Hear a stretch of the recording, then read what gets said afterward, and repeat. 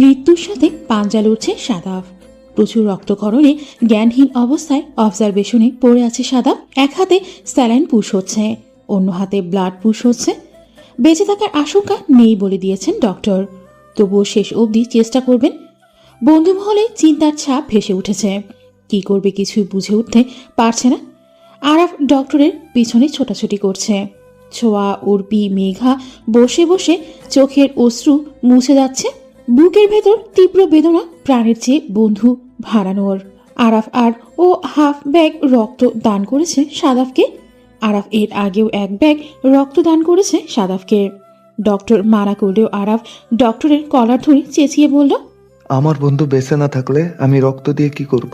আমি সাদাবের জন্য আমার দেহ থেকে সবটুকু রক্ত নিলেও আমি হাসি মুখে দিব। ডক্টর ভয় ভয় বলল, আপনি ভুল করছেন। আমরা জানি একজন সুস্থ ব্যক্তি 2 পাউন্ড ব্লাড দান করতে পারেন, এতে করে তার ক্ষতি হতে পারে। আপনি তো একটু আগে 1 পাউন্ড ব্লাড দান করলেন। এখন আপনাকে রেস্ট নেওয়া প্রয়োজন। উর্পি আরাফকে টেনে ডক্টরের সাথে বিনয়ী স্বরে বলল, প্লিজ ডক্টর আঙ্কেল, আরাফের কোনো ক্ষতি হবে না। আমরা এই মুহূর্তে কোনো ব্লাড সংগ্রহ করতে পারছি না। আমরা বাঁধন নামে ব্লাড গ্রুপে পোস্ট করে দিয়েছি এবং অ্যাডমিটকে ফোন করেছিলাম। এই মুহূর্তে পজিটিভ ব্লাড পাওয়া যাচ্ছে না। আমাদের কাছে সাদেব যেমন, আরাফও তেমন। আমি আপনার পায়ে পড়ি। মেঘা আহত কণ্ঠে বলল, আরাফকে আমরা প্রচুর পরিমাণ ফল খাওয়াবো।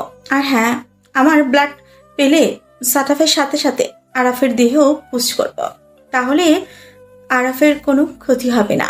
ডক্টর কথা না বলে কিছুক্ষণ এক দৃষ্টিতে আরাফের দিকে তাকিয়ে আছেন। দেখতে দেখতে আরাফ মাশাআল্লাহ বলিষ্ঠ দেহের অধিকারী। মিনিট দুয়েকের পর ডক্টর বলল, মিস্টার আরাফ, আপনি আমাদের সাথে আসেন। আপনার কাছ থেকে আমরা 1/2 পাউন্ড ব্লাড নিতে পারবো। পরবর্তীতে ব্লাড দরকার পড়লে আমি দেব। ও প্লাস পজিটিভ এবং বন্ধুর প্রতি ভালোবাসা দেখে আমি খুবই মুগ্ধ। আপনাদের বন্ধুত্ব চিরকাল বেঁচে থাকুক। সকলের মুখে কিঞ্চিত হাসির রেখা ফুটে উঠল। প্রায় 8 ঘন্টা হতে চলেছে সাদাফের জ্ঞানহীন বিছানায় শুয়ে আছে। কেউ বাসায় যায়নি, সবাই হসপিটালে রয়ে গেছে। ম্যাথ ডিপার্টমেন্টের অনেকেই এসেছিল। একে একে সবাই অজুহাত দেখিয়ে চলে গেছে।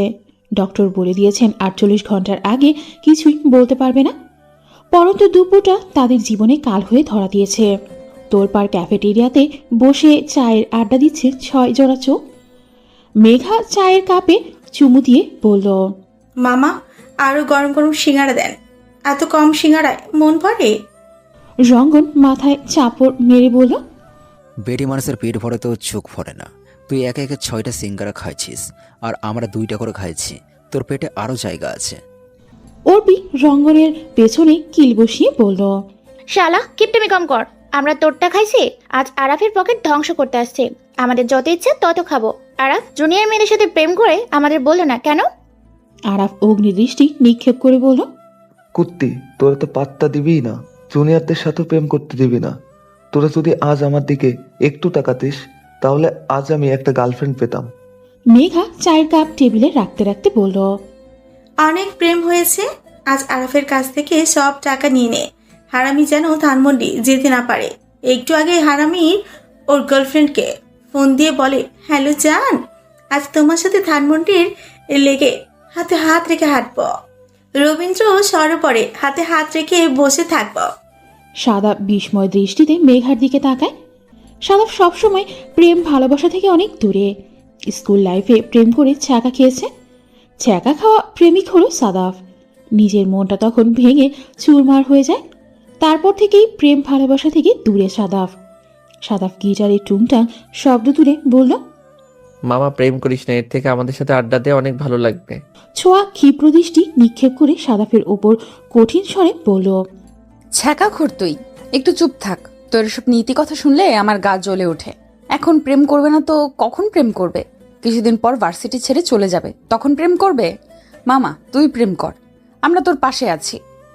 মেঘা রঙের দিকে তাকিয়ে বলল, তার পকেট থেকে ওয়ালেট নে মামা। সারা তার গার্লফ্রেন্ডের সাথে দেখা করতে যাবে। আজ আমরাও যাব, না হলে কেউ যাবে না। আরাফ আহত কণ্ঠে বলল, তোরা আমার বেস্ট ফ্রেন্ড নাকি শত্রু? আমি আজ তোল পার ক্যাফেডিয়ামে বসে বললাম, তোদের মতো বন্ধু থাকলে দেশে শত্রুর অভাব পড়বে না। চায়ের কাপে শেষ চুমুক দিয়ে বলল, তোরা চা খাওয়া শেষ কর, আমাকে হলে যেতে হবে। জুনিয়র কিছু মেয়ে মারামারি করেছে, এইসবের একটা সমাধান বের করতে হবে। ছোঁয়া মুখ পাকিয়ে বলল, হলের প্রেসিডেন্ট আসছে, তাদের নরম তুলতুলে চেয়ারে বসতে দে। প্লাস্টিকের চেয়ারে বসে তার কোমরের সমস্যা হতে পারে। মেঘা নরম স্বরে বলল, ছোঁয়া, আমরা প্রায় 1 ঘন্টা থেকে কথা বলছি, এভাবে বসে সারা জীবন কথা বলেও কথা বলা শেষ হবে না। বন্ধুদের কথা কোনোদিনও শেষ হয় না। আমাদের হলে জুনিয়র মেয়েগুলো প্রতিদিন মারামারি করে, চুল টানাটানি তো আছে, কেউ কাউকে দেখতে পায় না, র্যাগের দরকার পড়ে না, তারা নিজেরাই নিজেদের আঘাত করে। সাদাব হেসে বলল, মেঘা আর অর্পিকে লাথি দিয়ে এখান থেকে বের করে দে। তাদের কপালে কোনো ট্রিট নেই। ওই তো হলের ডালের পানি খাবে, সেজন্য তো রাক্ষসের মতো সিঙ্গারা খায়। আসলে কি জানিস, বেডি মানুষ ফ্রিতে সবই খাবে, না খেতে পারলে নষ্ট করবে। অর্পি সাদাবের চুল টেনে বলল, কুত্তা, তুই বারবার বেরিয়ে মানুষ বলিস কেন? হ্যাঁ, তোরা ধোয়া তুলসী পাতা নোস, তুই আর বলবি না কেন? বেরি মানুষের কাছে ছাগা খাইছিস? অর্পির কথায় বন্ধু মহলে হাসির রেখা ফুটে উঠল। সাদাফ আবারও গিটার টুংটাং শব্দ তুলে। সাদাফের গিটারের শব্দ বারবার সবারই প্রিয়। যেমন গিটারের সুর তুলতে পারে, তেমনি ঠোঁটের কোণে বাজে মধুর গান। সাদাফের ঠোঁটে বেজে উঠল, কেন মেঘ আসে হৃদয় আকাশে, তোমাকে দেখিতে দেয় না মোহ মেঘে, মাঝে মাঝে তবুও দেখা পাই। আরাফ হুঙ্কার দিয়ে বলল, শালা, তুই এখনো ব্যর্থর গান বলবি? আমি কই একটু প্রেমে পড়ছি, তুই রোমান্টিক গান বলবি? রোমান্টিক গান না বলে ব্যর্থ গান বেজে উঠছে তোর ঠোঁটের কোণে। সাদাফ গিটার পাশের চেয়ারে রেখে বলল, আমার ঠোঁটের কোণে রোমান্টিক গান আসে না। রোমান্টিক খাবার পেলে রোমান্টিক গান আসবো ঠোঁটের কোণে। আরাফ ওয়ালেট বের করে 10 টাকা সাদাফের দিকে এগিয়ে বলল, আপনার গান শুনিয়া আমি মুগ্ধ হইয়া আপনাকে 10 টাকা দান করিলাম। আপনার গান আমার মনের ভিতর জায়গা করে নিয়ে আসে। আমি ধন্য আপনার সাথে দেখা পাইয়া। জীবনটা আমার সার্থক হইয়া গেল। এখন মরিবার কালে আপনার কণ্ঠে একটা গান শুনিতে চাই। আরাফ ওয়ালেট প্যান্টের পকেটে রাখতে যাবে, ঠিক তখনই সাদাফ খপ করে ওয়ালেট নিয়ে ফেলে। সকলের ঠোঁটের কোণে দুষ্টু হাসির রেখা ফুটে ওঠে। সাদাফ দৌড়ে মাঠে চলে আসে। সাদাফের পেছন পেছন সবাই চলে আসছে। আরাফ বিনয় স্বরে বলল, মামা, তোদের অন্যদিন খাওয়াবো, আজ আমাকে ঘুরতে যেতে হবে। তোরা আমার বন্ধু হয়ে আমার সাথে এমন কিভাবে করিস? তোদের তো একটু লজ্জা থাকা দরকার। রঙ্গন সাদাফের কাঁধে হাত রেখে বলল, জন্মের পর লজ্জা পানির সাথে মিশিয়ে খেয়ে ফেলছিস। আমাদের 5 জনের মাঝে কারো লজ্জা শরম নাই? ছোঁয়া মাথার উপর হাত রেখে নিজের ত্বককে দুপুরের তাণ্ডব রোদ থেকে রক্ষা করার বৃথা চেষ্টা করে। বাচ্চা সুলভ কণ্ঠে বলল, ভাই, তোরা যে যাই বলিস, আমার অনেক লজ্জা। আমি লজ্জার জন্য বাড়িতে বিয়ের কথা বলি না। ছোঁয়ার বোকা বোকা কথা শুনে সবাই হেসে উঠল। আরাফ আহত কণ্ঠে বলল, তোদের জন্য আমার প্রেম হয়ে উঠলো না। আমার টাকা আমাকে ফিরিয়ে দে। সাদাফ বলল, তুই কে? আমরা কেউ তোকে চিনি না। প্লিজ মামা, আজ তো অনেক কিছু ভক্ষণ করলি, আরো তো দিন পরে আছে, অন্য দিন খাবি। সাদাফ ওয়ালেট থেকে গেটে দেখে মুচকি হেসে বলল, যা, আজ তোর কাছে তেমন কিছুই খাবো না। আমরা 5টা স্পিড খাবো, তুই খাইলে খেতে পারিস। মেঘা ছোঁয়া অর্পি বলল, ঠিক বলেছিস সাদাফ, তাড়াতাড়ি নিয়ে আয়। আরাফ সাদাফের পেছনে দৌড়াতে থাকে। তাদের পেছনে দৌড়ে যাচ্ছে আরও 4 জোড়া পা। সাদাফ রাস্তা পার হতে যাবে এমন সময় একটা প্রাইভেট কার এসে সাদাফের দেহকে ধাক্কা দেয়। মৃত রক্তমাখা অবস্থায় পড়ে আছে সাদাফ। সবাই চিৎকার করে বলল, সাদাব। আরাফ হাত পুশ আপ করতে করতেই সাদাফের রুমের সামনে আসে। অনুমনস্ক হয়ে বসে আছে বন্ধুমহল। আরাফের পরপরই রঙ্গন এসে হাজির হলো। ডক্টরে দেওয়া ইঞ্জেকশনের জন্য রঙ্গন বাহিরে গিয়েছিল। রঙ্গনকে দেখে আরাফ দৌড়ে রঙ্গনকে জড়িয়ে ধরল। ভয়ার্ত আহত কণ্ঠে বলল, সাদাবের অবস্থা আমার জন্য, আমি দায়ী। আমি নিজেকে কিছুতেই ক্ষমা করতে পারবো না। আমি টাকাকে বেশি মূল্য দিলাম। আমার প্রাণপ্রিয় বন্ধুর কথা একবারও মাথায় আসলো না। মেঘা সান্ত্বনার স্বরে বলল, আরাফেতে তোর কোনো দোষ নেই, আমাদের ভাগ্য সহায় ছিল না। আল্লাহর কাছে এখন আমাদের একটাই প্রার্থনা, আল্লাহ যেন আমাদের সাদাফকে আবার ফিরিয়ে দেন। অর্পি কান্না মিশ্রিত কণ্ঠে বলল, আল্লাহ আর কত কষ্ট দিবে সাদাবকে? ছোট থেকে আল্লাহ সাদাবকে কষ্ট দিয়ে যাচ্ছেন। আল্লাহ তার কাছে থেকে তার আত্মার বোনকে কেড়ে নিয়েছে। তার ভালোবাসার মানুষকে কেড়ে নিয়েছে। আল্লাহ, আপনি এমন এমন হবে না, আপনি দয়ার সাগর। আল্লাহ, আমাদের সাধবকে আমাদের কাছে ফিরিয়ে দেন। সকলের চোখে অশ্রু টলমলো করছে। প্রিয় মানুষটাকে হারানোর ভয়ে মুখ কুঁচকে আছে, নিঃশ্বাস নিতেও কষ্ট হচ্ছে। ডক্টর সাদাফের কেবিন থেকে বেরিয়ে আসলেন। ডক্টরের মুখটা আষাঢ়ের ঘন ঘটার মতো হয়ে আছে, অন্ধকারে বিলীন হয়ে গেছে ডক্টরের মুখ। উত্তেজনায় সকলে ঘেমে একাকার হয়ে যাচ্ছে। 5 জোড়া চোখ অধীর আগ্রহে তাকিয়ে আছে ডক্টরের দিকে। কথা বলার ভাষা হারিয়ে ফেলে, দাঁড়িয়ে থাকার শক্তি পাচ্ছে না। ডক্টর মলিন কণ্ঠে বলল, 5 জোড়া চোখ একে অপরের দিকে তাকাচ্ছে। তাদের উপর আকাশ ভেঙে পড়ল। কি করব ভেবে পাচ্ছে না তারা। চিন্তার ছাপে স্পষ্ট ফুটে উঠেছে। বিষণ্ণতা খুঁড়ে খুঁড়ে খাচ্ছে 5 বন্ধুকে। বন্ধুমহল আর্তনাতে নেমে এসেছে। ভয় সকলের মুখ চুপসে রয়েছে, কারো উদরে এখনো কিছু পড়েনি। মেঘা, অর্পি এমন অনেক রাত না খেয়েও পার করে দিয়েছে। ছোঁয়া বড়লোক বাবার আদরের দুলারি, কখনো ক্ষুধার কষ্ট করেনি। সেও না খেয়ে বন্ধুদের সঙ্গ দিচ্ছে। ছোঁয়ার মা বরং বারবার ফোন দিচ্ছেন বাসায় যাওয়ার জন্য, কিন্তু ছোঁয়া সাদাফকে এমন অবস্থায় রেখে কিছুতেই যাবে না। তাদের উসখুস অস্থিরতা চিন্তার মাঝে ডক্টর এসে উপস্থিত হলেন। সবাই ডক্টরকে রাউন্ড করে দাঁড়ায়। 5 জোড়া চোখ একে অপরের দিকে তাকাচ্ছে। তাদের ওপর আকাশ ভেঙে পড়ল। কি করবে ভেবে পাচ্ছে না। চিন্তার ছাপে স্পষ্ট ফুটে উঠেছে। ডক্টর মুখ কালো করে বলল, রোগীর অবস্থা খুব খারাপ।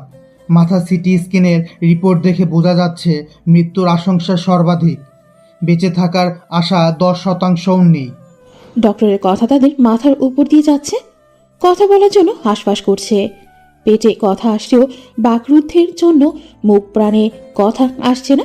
আরাফ কাঁপা কাঁপা গলায় প্রশ্ন করল, ডক্টর, যত টাকা লাগে তত টাকা আমরা দিব।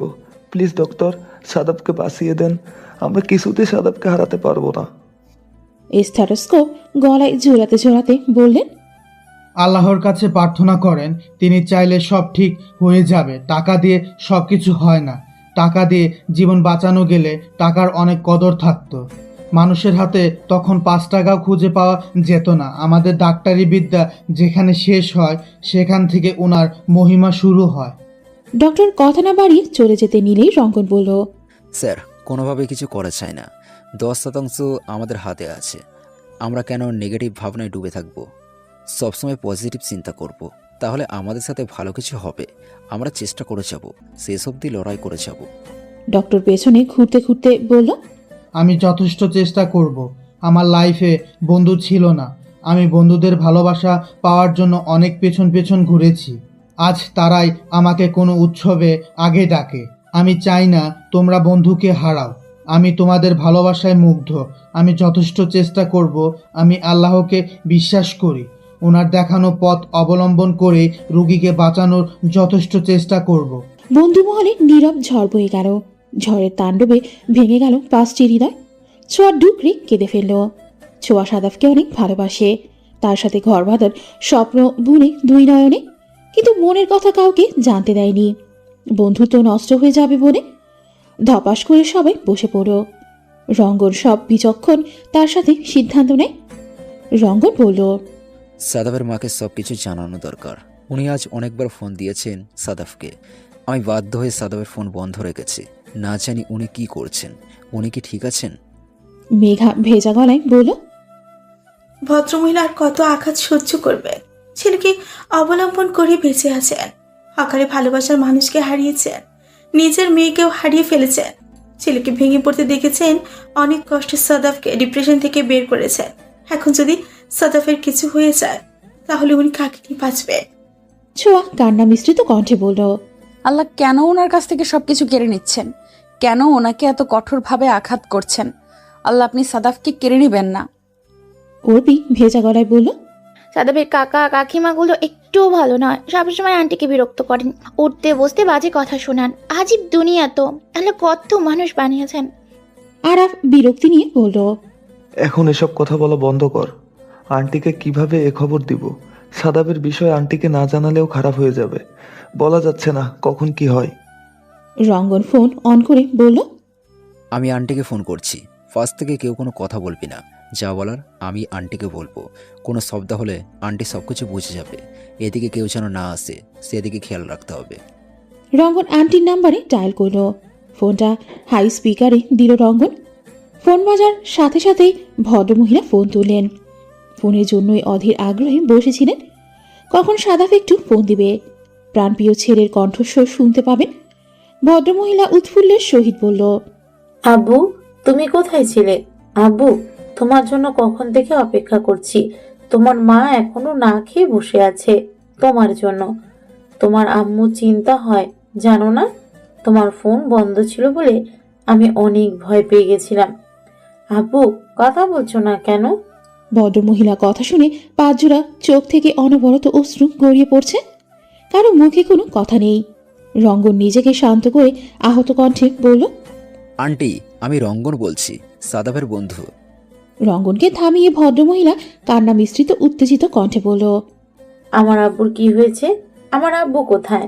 আমার আব্বুকে তোমরা একটু দেখে রাখো। আমি এখনই আসছি ঢাকা।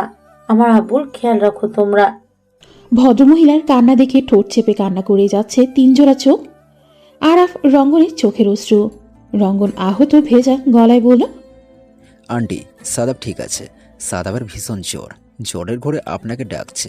আপনি প্লিজ আজ রাতের গাড়িতে করে ঢাকায় চলে আসেন। আমি আমার আব্বুর কাছে এখনই আসছি। ভদ্রমহিলা ফোন কেটে দিলেন। সাদাফকে আব্বু বলে সবসময় সম্বোধন করেন। শুধু সাদাফকেই না, সাদাফের 5 বন্ধুকে নিজের ছেলের থেকে কোনো অংশে কম ভালোবাসেন না।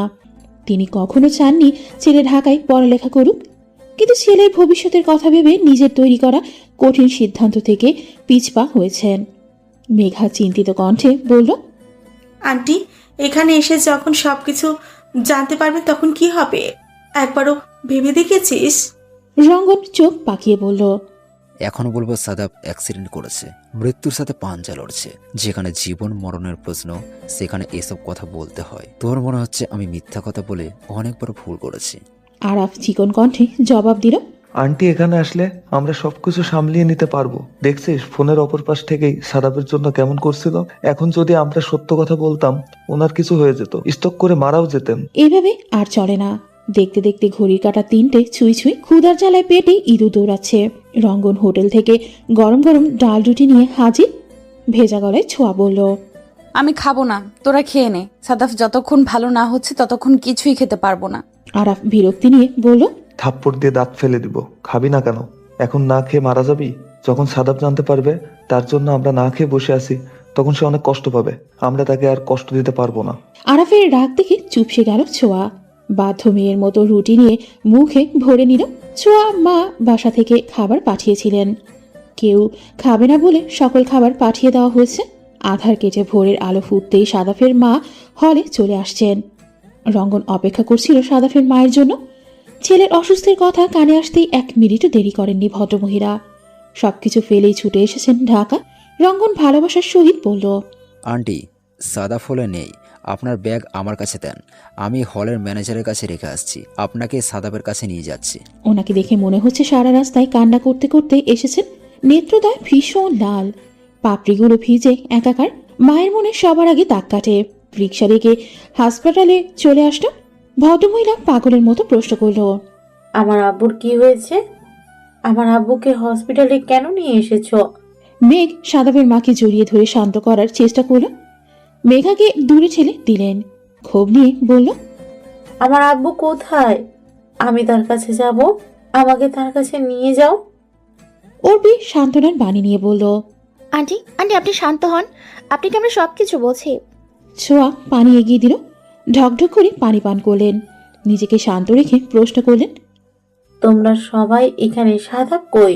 রঙ্গন হাঁটু গেড়ে বসে আন্টির 2 হাত নিজের মুষ্টির মাঝে আবদ্ধ করে নিল।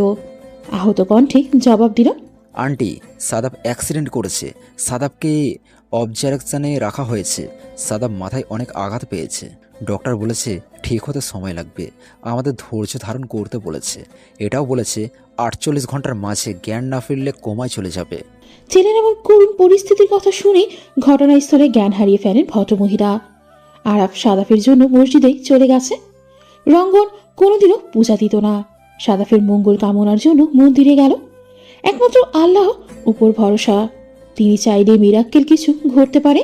আধার যতই গভীর হোক না কেন, দিনের আলোকে আটকাতে পারে না। ভোরের আলো ফুটতে ঘন অন্ধকার কেটে যায়।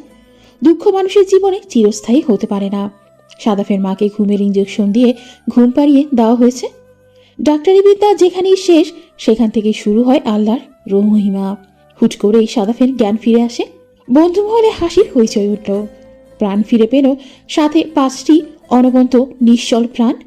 সকল ক্লান্তি নিমিষে উধাও। হাসির রেখা ফুটে উঠেছে। হাতে ফিরে পেয়েছে অমূল্য রত্ন। সকলের চোখে আনন্দের অশ্রু। কথা বলতে পারছে না। নেত্রের দৃষ্টিতে হাজারো কথা বলছে। চোখে চোখে বলা ভাষা শেষ হচ্ছে না। ছোঁয়া কাঁপা কাঁপা গলায় বলল, স্যার, সাদাফ এখন বিপদ মুক্ত, তার কিছু হবে না তো? ডক্টর মুচকি হেসে বলল, আপনাদের বন্ধু কিছু হবে না। আল্লাহ আপনাদের কথা কবুল করেছেন। আল্লাহর কাছে শুক্রিয়া আদায় করেন। আমার জীবন ধন্য হতো এমন বন্ধু আমার জীবনে থাকলে। আরাফ উত্তেজিত কণ্ঠে বলল, আমরা কখন দেখা করতে পারবো? আমরা সাদাফের সাথে দেখা করতে চাই। সরি, এখন কাউকে দেখা করার সুযোগ দিচ্ছি না। ওনার মাথায় অনেক আঘাত পেয়েছেন। আপনাদের দেখলে উত্তেজিত হয়ে যাবেন। বন্ধুর ভালোর জন্য 2 দিন পর কথা বলেন। অপেক্ষার ফল অল টাইম মিষ্টি হয়। ডক্টর চলে যেতেই রঙ্গন ব্যতীত 4 জন গলা ফাটিয়ে নিজের আনন্দ প্রকাশ করল। রঙ্গন ক্ষোভ নিয়ে রাগী কণ্ঠে বলল, থামি তোরা, এটা হসপিটাল, এখানে অনেক রোগী আছে, তোদের ডাইনিং রুম নয় এভাবে হইচই করবি। সবাই তাদের ভুল বুঝতে পেরে থেমে গেল। তবুও থেকে থাকলো না কারো ওষ্ঠ। 5 জোড়া ওষ্ঠ অনবরত ওঠানামা করে যাচ্ছে। কে কি বলছে জানা নেই। যখন যা বলতে ইচ্ছে করছে তখনই সব বলে ফেলছে। বন্ধু তো সেই, যার সাথে সকল কথা শেয়ার করা যায়, কোনো সংকোচ না করে মনের অনুভূতি প্রকাশ করা যায়, যার সাথে কথা বলতে কোনো ভাবনা লাগে না, যেখানে শেষ হয় সেখান থেকে যে কোনো কথা বলা যায়। সাদাফের মুখে এখনো অক্সিজেন মাস্ক পরিহিত। সাদাফের হাতের ওপর হাত রেখে অশ্রু ফেলে যাচ্ছেন ওনার মা। মায়ের ভালোবাসার কাছে সবকিছু তুচ্ছ। ওনার দিকে তাকিয়ে চোখ থেকে অশ্রুর বন্যা বয়ে যাচ্ছে। একজন নার্স এসে বলল, আপনি এখানে কান্নাকাটি করবেন না, প্লিজ বোঝার চেষ্টা করেন। আপনার কান্না দেখে রোগী কান্না করছে, এতে ওনার ক্ষতি হতে পারে। আপনি কি চান আপনার ছেলের ক্ষতি হোক? সাদাফের মা কান্না মিশ্রিত কণ্ঠে বলল, আমি কখনো চাইবো না আমার ছেলের ক্ষতি করতে। বুকে মাঝে কষ্ট লুকিয়ে রেখে মলিন হাসি দিয়ে বলল, আমি আর কান্না করব না, কখনো কান্না করব না। কেটে গেল 2 দিন। আজ সাদাফকে কেবিনে দেওয়া হয়েছে।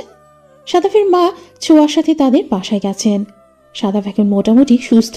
রঙ্গনের পাশে শুয়ে বলল, মামা বাতাস কর, ফ্যানের বাতাস গায়ে লাগছে না, গরমের মাঝে গায়ে গরম বাতাস লাগছে। সাদাফ চকিত দৃষ্টি মেলে তাকায় আরাফের দিকে। মেঘা বসতে বসতে বলল, মামা, ওভাবে তাকিয়ে থাকিস না। ছেলে হয়ে ছেলেদের দিকে এভাবে তাকিয়ে থাকলে বুঝতেই পারছিস কি ভাবতে পারে। রঙ্গন অন্য জায়গায় বসতে বসতে বলল, তোদের রুচি দেখে আয়াম অবাক, বিশেষ করে মেঘা কথা শুনে। তুই কিভাবে বলতে পারলি এসব কথা? অর্পি প্রবেশ করতে করতে বলল, সাদাবকে পিটানোর জন্য আমি লাঠি নিয়ে আসছি। হলে জুনিয়রদের ভয়ে দেখানোর জন্য নিয়ে আসছি। এখন তোকে পিটানোর কাজে লাগবে। সাদাফ চকিত হয়ে বলল, আমি তোকে কি করলাম? তুই আমাকে পিটাবি কেন? তোর প্রেমে আমি কখন বাধা হয়ে দাঁড়ালাম? অর্পি রেগে বলল, খুঁতটা, তুই ক্যাম্পাসের বাইরে দৌড়ে গেছিলি কেন? তোর কিছু হলে আমরা কাকে নিয়ে বেঁচে থাকতাম? তুই ছেড়ে যাবি ভালো কথা, কিন্তু তোর ভালো থাকাটা আমাদের কাছে বেশি গুরুত্বপূর্ণ। অর্পি কথাগুলো কান্না মিশ্রিত কণ্ঠে বলল। সাদাফের হাতে হাত রেখে বলল, এমন কখনো করবি না। আমরা তোকে অনেক ভালোবাসি। তোকে ছাড়া আমাদের বন্ধুমহল শূন্য। তুই ছাড়া খাকা করবে তোলপার ক্যাফেটেরিয়া, খাকা করবে ম্যাথ ডিপার্টমেন্ট, নাজিয়া ম্যামের বকা দিয়ে অকারণে কাউকে বের করে দিবে। তুই থাকলে আমরা একটু সাহস পাই, আমাদের বের করতে পারবে না। মেঘা অর্পির পিঠে থাপ্পড় বসিয়ে বলল, এসব ন্যাকামি বন্ধ কর। আমার পা ব্যথা করছে। পারলে তুই সাদাফকে লাথি দিয়ে বেড থেকে ফেলে দে, আমি একটু ঘুমাবো। সাদাফ মিহি কণ্ঠে বলল, কি তোরা এখানে থাকবি? তোরা কবে থেকে রোগী হলে অসুস্থ ছিলাম আমি? তোদের ভাবভঙ্গি দেখে মনে হচ্ছে তোরা 14 বছর থেকে অসুস্থ। মেঘা সাদাফকে বেড থেকে টেনে নামায়। মায়া ভরা তিতু কণ্ঠে বলল, তোমার জন্য রাতে ঘুমাতে পারিনি ভালো করে। 4 দিন ঠিক মতো কিছু খেতে পারিনি। বাইরে দাঁড়িয়ে তোকে পাহারা দিছে, মশার সাথে যুদ্ধ করেছি। আমাদের যদি ডেঙ্গু জ্বর হয়ে যায়, তুই জানিস না শীতের আগে ডেঙ্গু জ্বরের উপদ্রব বেড়ে যায়। সাদা বোকা ছেলের মতো অন্যের বেডে বসে আছে। পাশে বসে আছে রঙ্গন। মেঘা অর্পি আরাফ না বসে আসছে না শুয়ে আছে। কথায় বন্যা বসিয়ে ফেলেছে। বেডি মানুষের কথায় সায় দিলে কথা কোনোদিনও শেষ হয় না। তার একটা জ্বলন্ত উদাহরণ হলো আরাফ একটু সাড়া দিছে মানে মেঘা অর্পি দুনিয়ার কথা জুড়ে দিয়েছে। কথা বলার মাঝখানে তিনজন সাবধানের সাথে উঠে সাদাফকে বেডে শুইয়ে দিল। এমন ঘটনায় ভেবাচাকা খেল রঙ্গন সাদাফ। তাদের উদ্দেশ্য কিছুই বুঝতে পারল না। অর্পি এক টুকরো আপেল নিয়ে সাদাফের মুখে ভরে দিল। মিষ্টি মধুর স্বরে বলল, আহারে, না খেয়ে খেয়ে শুকিয়ে যাচ্ছে। তো কেমন শুকনো অবস্থায় দেখে আমার খুব কষ্ট হয়। মেঘা অরেঞ্জ জুস এগিয়ে দিয়ে বলল, একটু কষ্ট করে উঠে বস, জুসটা সম্পূর্ণ খেয়ে নে। জুস না খেয়ে শক্তি পাবে কি করে? আরাফ ওভার ভাব দেখিয়ে বলল, দোস্ত কি খাবে আমাকে বল, আমি তোর জন্য সবকিছু এখনই হাজির করছি। বিরিয়ানি, চিংড়ি মালাইকারি, কাবাব ইত্যাদি। সাদাব রঙ্গনের চোখ কপালে। একটু আগে এসব ফল খাওয়ার জন্য এদের মাঝে তৃতীয় বিশ্বযুদ্ধ হয়ে গেল।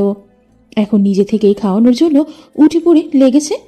অর্পি সাদাফের পিঠে থাপ্পড় বসিয়ে ন্যাকা স্বরে বলল, তুই বন্ধু নামের কলঙ্ক, একজন মৃত পথযাত্রীর সেবা যত্ন না করে এখানে বসে আছিস। আল্লাহর কাছে হাজার হাজার শুকরিয়া, আমার বন্ধুর কোনো ক্ষতি করেনি। তার কিছু হলে আমরা কি নিয়ে বাঁচতাম। সাদাফের মা খাবার রাখতে রাখতে বলল, তোমরা 5 জনই সাদাবকে অনেক ভালোবাসো। তোমাদের মতো বন্ধু পাওয়া ভাগ্যের ব্যাপার। রঙ্গন 6-9 হিসাবটা একটু এখন ঠিক মতোই বুঝতে পারল। আন্টিকে দেখে তাদের এসব অভিনয় স্টার জলসা এদের চোখে দেখে না। মেঘা বিড়বিড় করে বলল, কপাল খারাপ বলে এমন বন্ধু জুটেছে। শালাগুলো বাস দিতে 1 মিনিটও পাবে না। কিছুদিন থাকলে বুঝতে পারবেন। সাদাফের মা বলল, মেঘা মামুনি, তুমি কিছু বললে? আমি তোমার কথা বুঝতে পারলাম না। মেঘা ভীতু হাসি দিয়ে বলল, না না আন্টি, এমন কিছুই বলিনি। আসলে আপনার হাতের রান্না কবে থেকে খাই না, খুব মিস করি আপনার হাতের রান্না। মাথার হাত বোলাতে বোলাতে অর্পিকে ইশারা করে বলল, জানতে পারলে এখনই খুন করে ফেলতো। আল্লাহ বাঁচিয়েছেন, কিছু জানতে পারেননি। সাদাফ এখন পুরোপুরি সুস্থ। রেগুলার ক্লাসে মন দিয়েছে সবাই। ইনকোর্স পরীক্ষা 2 দিন পর। তবুও বন্দমহল গোল হয়ে মাঠের মাঝে বসে আছে। সূর্যের তেজস্বী রশ্মি তাদের গায়ে পড়ছে। তোলপাড় ক্যাফেডিয়ামে ক্ষোভ নিয়ে বসে আছে আরাফ। মাথা গরম, চোখে অগ্নি, যে কাউকে পুড়িয়ে ফেলবে। দৃষ্টিতে খেলা করছে সেই ইনকোর্স পরীক্ষার দৃশ্য। সর্বশেষ পরীক্ষা ছিল। সাদাফের কাছ থেকে আজ কোনো প্রকার সাহায্য পায়নি আরাফ। মেঘা বেসুরা গলায় গান ধরো, আরে আরাফ করেছে, রাগ দেখায়নি সাদাফ। আরাফ করিবে ফেল, টানিবে ঠেলা, ম্যামের কাছে হয়ে যাবে সেল। অর্পি হুহা করে হেসে উঠল। মেঘার এমন অদ্ভুত গান শুনে আশেপাশে অনেক জুনিয়ররাই হেসে উঠল। অর্পি হাসি থামিয়ে বলল, দোস্ত, তোকে আজ 71 টেলিভিশনের পর্দায় দেখানো হবে। তুই এত সুন্দর কাকের মতো গান পারিস, আগে জানিনি। আগে জানলে আমি তোর অটোগ্রাফ নিতাম। মেঘা শক্তপোক্ত ভাষায় জবাব দিল, মানা করেছে কে? অটোগ্রাফ এখনো নিতে পারিস। আমার কোনো অহংকার নেই। আমার কণ্ঠের কাছে বাংলাদেশের কণ্ঠের রানী রুনা লায়লা ফেল, ওনাকে আমি গান শেখাই। ছোঁয়া রাগ নিয়ে বলল, থামবি তোরা? তোদের এসব ড্রামা আমার কাছে ভালো লাগছে না। 2 সপ্তাহ কষ্ট করে সব পরীক্ষা শেষ করলাম। এখানে একজন রাগ করে বসে আছে, অন্য 2 জন বিশ্ববিখ্যাত শিল্পী হয়ে যাচ্ছেন। সাদাফ রঙ্গন এখনো আসলো না। তাদের 2টাকে ধরে নিয়ে আয়। অর্পি আরাফের কাঁধে হাত রেখে বলল, মামা প্যারা নিস না, ইনকোর্স পরীক্ষা তো অনেকেই দেয় না। আরাফ ক্ষোভ নিয়ে বলল, সাদাপের বাচ্চার উপর আমার কোনো রাগ নেই। আমার তো একটাই রাগ, সে আমাকে না দেখিয়ে অন্য মেয়েকে দেখালো। ভাবতে পারিস আমাকে ভুলে গেছে। মেঘা আহ্লাদি স্বরে বলল, আহারি, ছোট বাবুটাকে ভুলে গেছে। তোর অবস্থা দেখে আমি ভাবছিলাম কি না কি হয়ে গেছে, এখন দেখি এই ব্যাপার। একটু হলেও ভেবে নিয়েছিলাম তোর সাথে তোর জিএফ এর ব্রেকআপ হয়েছে।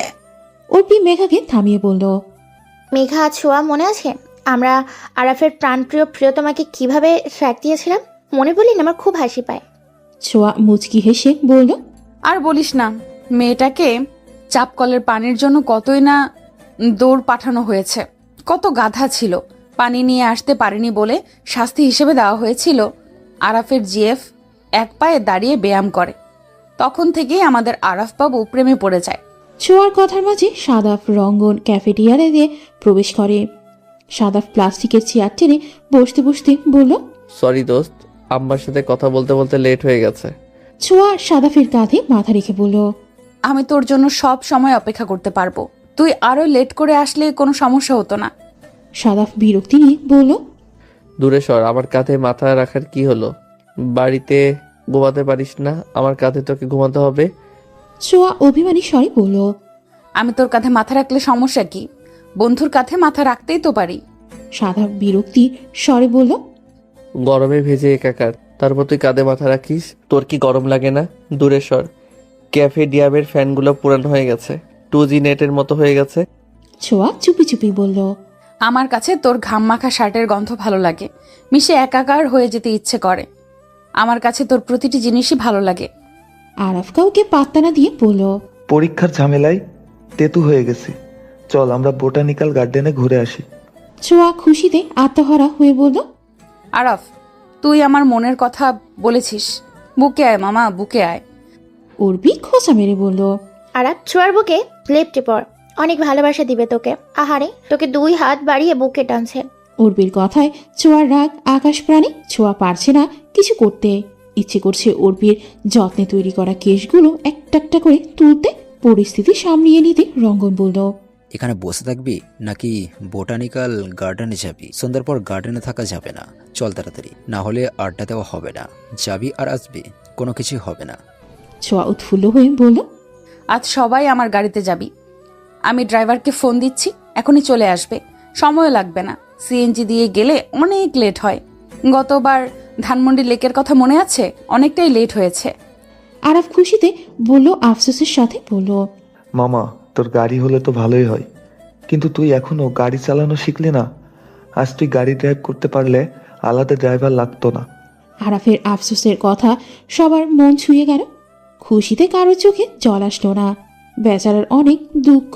ছোঁয়া ফোন নিয়ে গাড়ি আসতে বলে, সবাইকে তাড়া দিয়ে বলল, চল চল, দেরি হয়ে যাচ্ছে। রঙ্গন আরাফ দৌড়ে চলল, তাদের পিছন পিছন দৌড় দিল মেঘা অর্পি। সাদাফ এখনো চেয়ারে বসে আছে, যাওয়ার কোনো নামগন্ধ নেই। ছোঁয়া সাদাফের হাত ধরে বলল, তুই এখানে বসে আছিস কেন? তুই আমাদের সাথে যাবি না? না, যেতে ইচ্ছে করছে না, তোরা ঘুরে আয়। আমি হলে যাচ্ছি, আমি একটু ঘুমাবো। সাদাফের কথা শুনে ছোঁয়ার রাগ তীব্র থেকে তীব্রতর হচ্ছে। ইচ্ছা করছে সাদাফকে টেনে হিস্ট্রে নিয়ে যেতে, কিন্তু এমন কিছুই করতে পারবে না। ছোঁয়া ক্ষোভ নিয়ে বলল, তো সমস্যা কি? আমি তোর সমস্যার মূল কারণ। আমি যাচ্ছি বলে তুই যাবি না? আমাকে তুই সহ্যই করতে পারিস না। আমি কি দোষ করেছি? কেন তুই বারবার আমার সাথে এমন করিস? ছোঁয়া, তুই সব সময় 2 লাইন বেশি বুঝিস। আমরা কেন তোর গাড়ি দিয়ে বোটানিক্যাল গার্ডেনে যাব? আমাদের তুই দোয়া করিস, আমরা একটা সিএনজি ভাড়া করে যেতে পারতাম না? একটু লেট হলে সমস্যা কি? তার মানে তোর মূল সমস্যা হচ্ছে আমার গাড়ি। এখন আমার গাড়িকেও তো সহ্য হয় না, তাকে তুই প্রতিবন্ধী মনে করিস। এখন সিএনজি দিয়ে গেলে লেট হবে, তুইও জানিস, তবুও কেন এসব বলছিস? জানি, কিন্তু আমাদের জন্য আন্টি তোকে সবসময় বকা দেন, কেন তুই আমাদের জন্য বারবার বকা খাবি? আমি তোদের জন্য বারবার বকা খেতে রাজি। আমাদের কাছে তোরা অমূল্য, তোদের ভালোবাসার মূল্য কখনো দিতে পারবো না। আমার এলোমেলো জীবনটা তোরা সাজিয়ে দিয়েছিস। মা যতই বকা দেন তিনি জানেন আমি তোদের সাথে থাকলে ভালো থাকি। আমার খারাপ লাগে তোকে কেউ বকা দিলে, শুধু তোকে নয়, মেঘা অর্পিকেও কেউ বকা দিলে আমার খারাপ লাগে। আমি তোদের 3 জনকে খুব ভালোবাসি। ছোঁয়ার মন খারাপ হয়ে গেল। সাদাফ তার জন্য ভাবে না, মেঘা অর্পির জন্য যেমন ভাবনা তার জন্য তেমন ভাবনা। ছোঁয়া মুখ কালো করে বলল, ওকে যেতে হবে না, পায়ে হেঁটে যাব। আমি মানা করে দিচ্ছি, আমার কিছু যায় আসে না। অন্যরা কি ভাববে সেটা তুই জবাব দিবি। আমি বলবো তুই যেতে মানা করেছিস, আমার এতে কোনো দোষ নেই। এমন কিছুই করবি না, চল যাচ্ছি। এদিকে আরাফ রঙ্গন ড্রাইভারের সাথে বসেছে। সাদাফ ছোঁয়া লেট করেছে বলে তারা আকাশ পাতাল ভেবে যাচ্ছে। তাদের মাঝে কুচকুচ হোতা হে, এক একজনের ভাবনা এক এক রকম। মুখে মুখে তো বাসর পর্যন্তই চলে গেছে তারা। সাদাফ ছোঁয়া আসতেই সবাই চুপ হয়ে যায়, কোনো কথা নেই। ঝড়ের পর প্রকৃতি যেমন শান্ত, ঠিক তেমনি সবার মাঝে নীরবতা বিরাজ করছে। সাদাফ বাধ্য হয়ে ছোঁয়ার সাথে বসল। চারিদিকে জোয়ায় জোয়ায় কবুতরের বসবাস।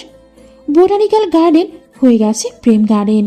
গধূলি বেলায় পরন্ত দুপুরে সবাই চলে আসে ভালোবাসার মানুষের সাথে একান্ত কিছু সময় কাটানোর জন্য। সবাই শাপলা পুকুর পাড়ে গোল হয়ে বসত। আরাফ গিটারের টুংটাং শব্দ তুলে অর্পির কণ্ঠে ধ্বনিত হয় রবীন্দ্রনাথের গান। অর্পির গলার সাথে তাল মিলিয়ে যাচ্ছে সবাই। বন্ধুমহলে কোলাহল শুরু হয়ে গেল। বেসুরা সুরও এখন অনেক মধুর। কখন সন্ধ্যার আভাস পৃথিবীর বুকে হানা দিচ্ছে জানা নেই। ব্যস্ত হয়ে পড়েছে পিক তুলতে সবাই। সন্ধ্যার গধূলি বেলায় কোণে দেখার তোড়ঝোড় চলছে। এমন সময় মায়া ভরা মুখ দেখা যায়। ভালোবাসার এক অনন্য বৈশিষ্ট্য ফুটে উঠেছে। ফুটে উঠে দিগন্ত প্রহরের অবসান। ছোঁয়া উচ্ছ্বাসের সাথে বলল, সাদাফের সাথে আমার কিছু পিক তুলে দে। অবাক চারজোড়া দৃষ্টি নিক্ষিপ্ত করে ছোঁয়ার উপর। আরাফ চোখ টিপল দিয়ে বলল, মামা, মায়া তো তোর প্রেমে পড়ে গেছে। 1000টা পিক তোলার পরও তোর সাথে একান্ত পিক তুলতে চাচ্ছে। ছোঁয়া রাগে দৃষ্টি নিক্ষেপ করে আরাফের উপর। কেউ কিছু বলার আগে আরাফকে মারার জন্য দৌড় দেয়। আরাফ নিজেকে বাঁচানোর জন্য দৌড় দেয়। আরাফের পিছন পিছন দৌড়ে যাচ্ছে ছোঁয়া। ছোঁয়া মন মরা হয়ে বসে আছে। অষ্টদয় কামড়ে নিজের চোখের অশ্রু আটকানোর চেষ্টা করছে। চোখ মুখ ফোলা। সারা রাত কান্না করেছে দেখেই বোঝা যায়। একতরফা ভালোবাসাগুলো এভাবেই কষ্ট দেয়। কখনো অপর পক্ষের লোক ভালোবাসা বুঝতে পারে না। শিমুল গাছের অর্কিডের বসে বসে প্রহর গুনছে। ক্লাস করবে না বলে মন স্থির করেছে। মেঘা ছোঁয়ার কাঁধে হাত রাখতে ছোঁয়া কেঁপে উঠল। ছোঁয়া আহত কণ্ঠে প্রশ্ন করল, এখানে কি চাই? ক্লাসের সময় হয়ে গেছে, ক্লাস না করে এখানে আসলি কেন? মেঘা ছোঁয়ার গা ঘেঁষে বসতে বসতে বলল, গতকালের ঘটনায় ভেঙে পড়লে চলবে? সাদাফের ভালোবাসা পেতে হলে তোকে স্ট্রং হতে হবে। সাদাফের প্রথম ভালোবাসা সাদাফকে কষ্টের সাগরে ভাসিয়ে চলে গেছে। এখন সাদাফ তাকে মন থেকে সরাতে পারেনি। সে মনে তোকে কিভাবে জায়গা দিবে? তোকে জায়গা বানিয়ে নিতে হবে। ছোঁয়া মেঘার হাতের উপর হাত রেখে বলল, আমি গতকাল শুধু বললাম সাদাফের সাথে আমাকে কয়েকটা পিক তুলে দিতে। তোরা সবাই তো সাদাফের সঙ্গে সিঙ্গেল পিক তুলছিস। আমি তুললে সমস্যা কি? আমাকে কেন অ্যাভয়েড করে? জানি না, আজ তোকে নিজের বোন হিসেবে বলছে। সাদাফকে তোর মনের কথা বলে দে। আমরা দেখেছি সাদাফ তোর প্রতি অনেক দুর্বল। আমরা আন্টিকে পটিয়ে নিয়েছি। আমরা আন্টির সাথে তোর বিষয় শেয়ার করেছি। ছোঁয়া চকিত হয়ে বিস্ময় কণ্ঠে বলল, আন্টিকে এইসব কবে বললি তোরা? আন্টিকে কেন বলতে গেলি? আন্টি কি মনে করবেন? চোখ দুটো ছোট কর। আমি জানি সাদাফ তোর ভালোবাসা বুঝতে পারে, কিন্তু মুখে প্রকাশ করে না। তোকে নিজের জীবনের চেয়ে অনেক ভালোবাসে। তোর জন্য সাদাফের অনেক চিন্তা হয়।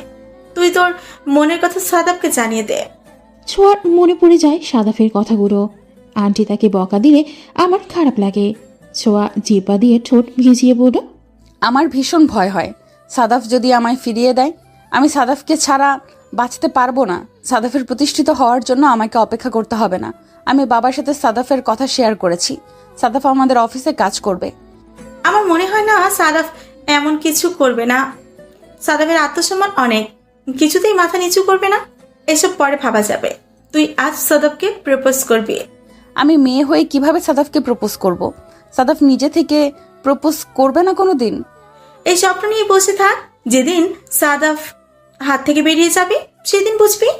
তুই এখানে বসে বসে ভাবতে থাক, সাদাফকে হারাবি নাকি সময়ের মধ্যে নিজের মনের কথা জানাবি। ছোঁয়া পেছন থেকে মেঘাকে ডেকে যাচ্ছে। মেঘা কোনো রিপ্লাই দিচ্ছে না। হনহনিয়ে নিজ গন্তব্যে এগিয়ে যাচ্ছে।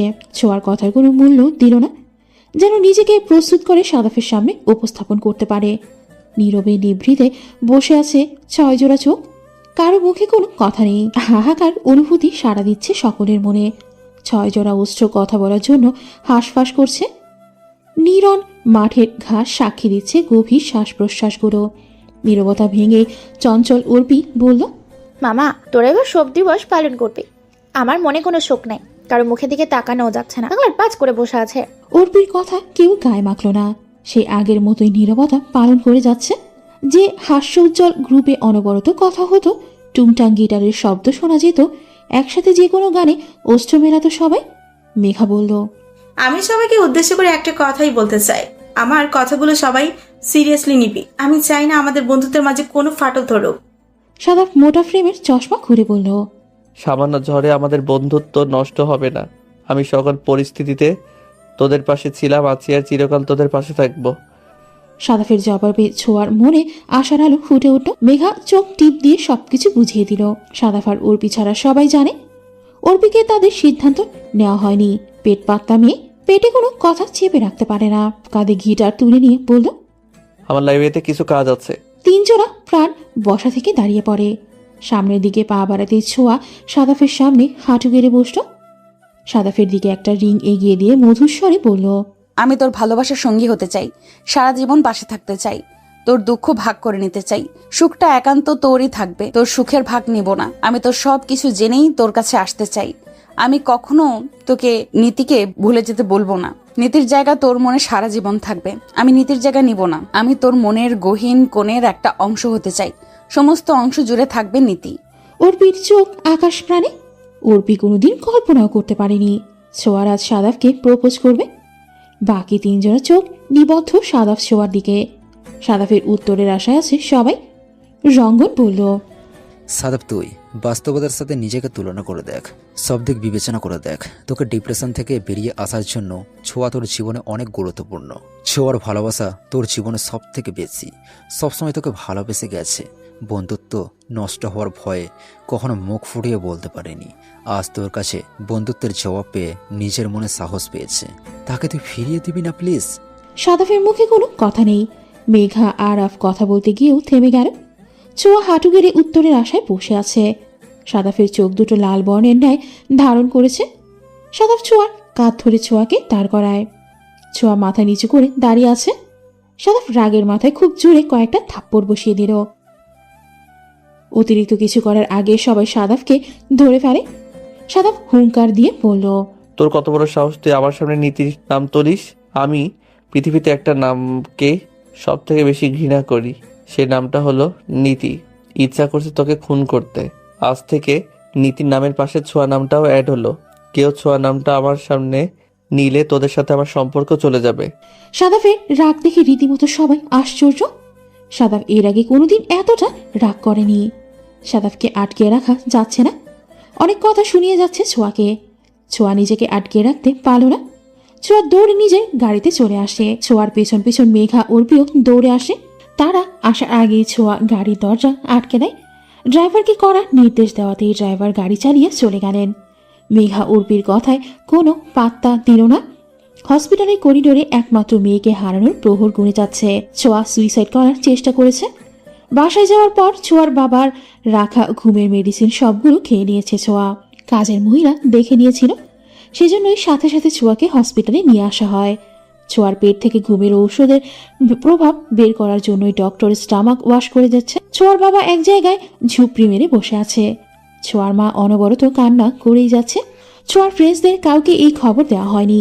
ছোঁয়ার ফোনে একের পর এক ট্রাই করে যাচ্ছে আরাফ, রঙ্গন, মেঘা, অর্পি, কিন্তু কারো ফোন তুলছে না। ছোঁয়ার রুমে অবহেলায় অনাদরে ফোনটা পড়ে আছে। সবাই সিদ্ধান্ত নিল ছোঁয়াদের বাড়িতে আসবে। সকল ভাবনা একপাশে রেখে চলে আসলো ছোঁয়াদের বাসায়। দারোয়ানের কাছ থেকে জানতে পেরে ছোঁয়া সুইসাইড করার চেষ্টা করেছে। রঙ্গন সাদাফকে ফোন দিল। সাদাফ ফোন তুলে কড়া জবাব দিল, রঙ্গন, তুই আমাকে ফোন দেওয়ার চেষ্টা করবি না। আমাকে আজ একা থাকতে দে। আমি মরে যাব না, আমি ততটা দুর্বল নই। মরার হলে হসপিটালে মরে যেতাম। রঙ্গনকে কিছু বলার সুযোগ না দিয়ে ফোন কেটে দিল। পরবর্তীতে ফোন ডায়াল করলে সুইচ অফ দেখালো।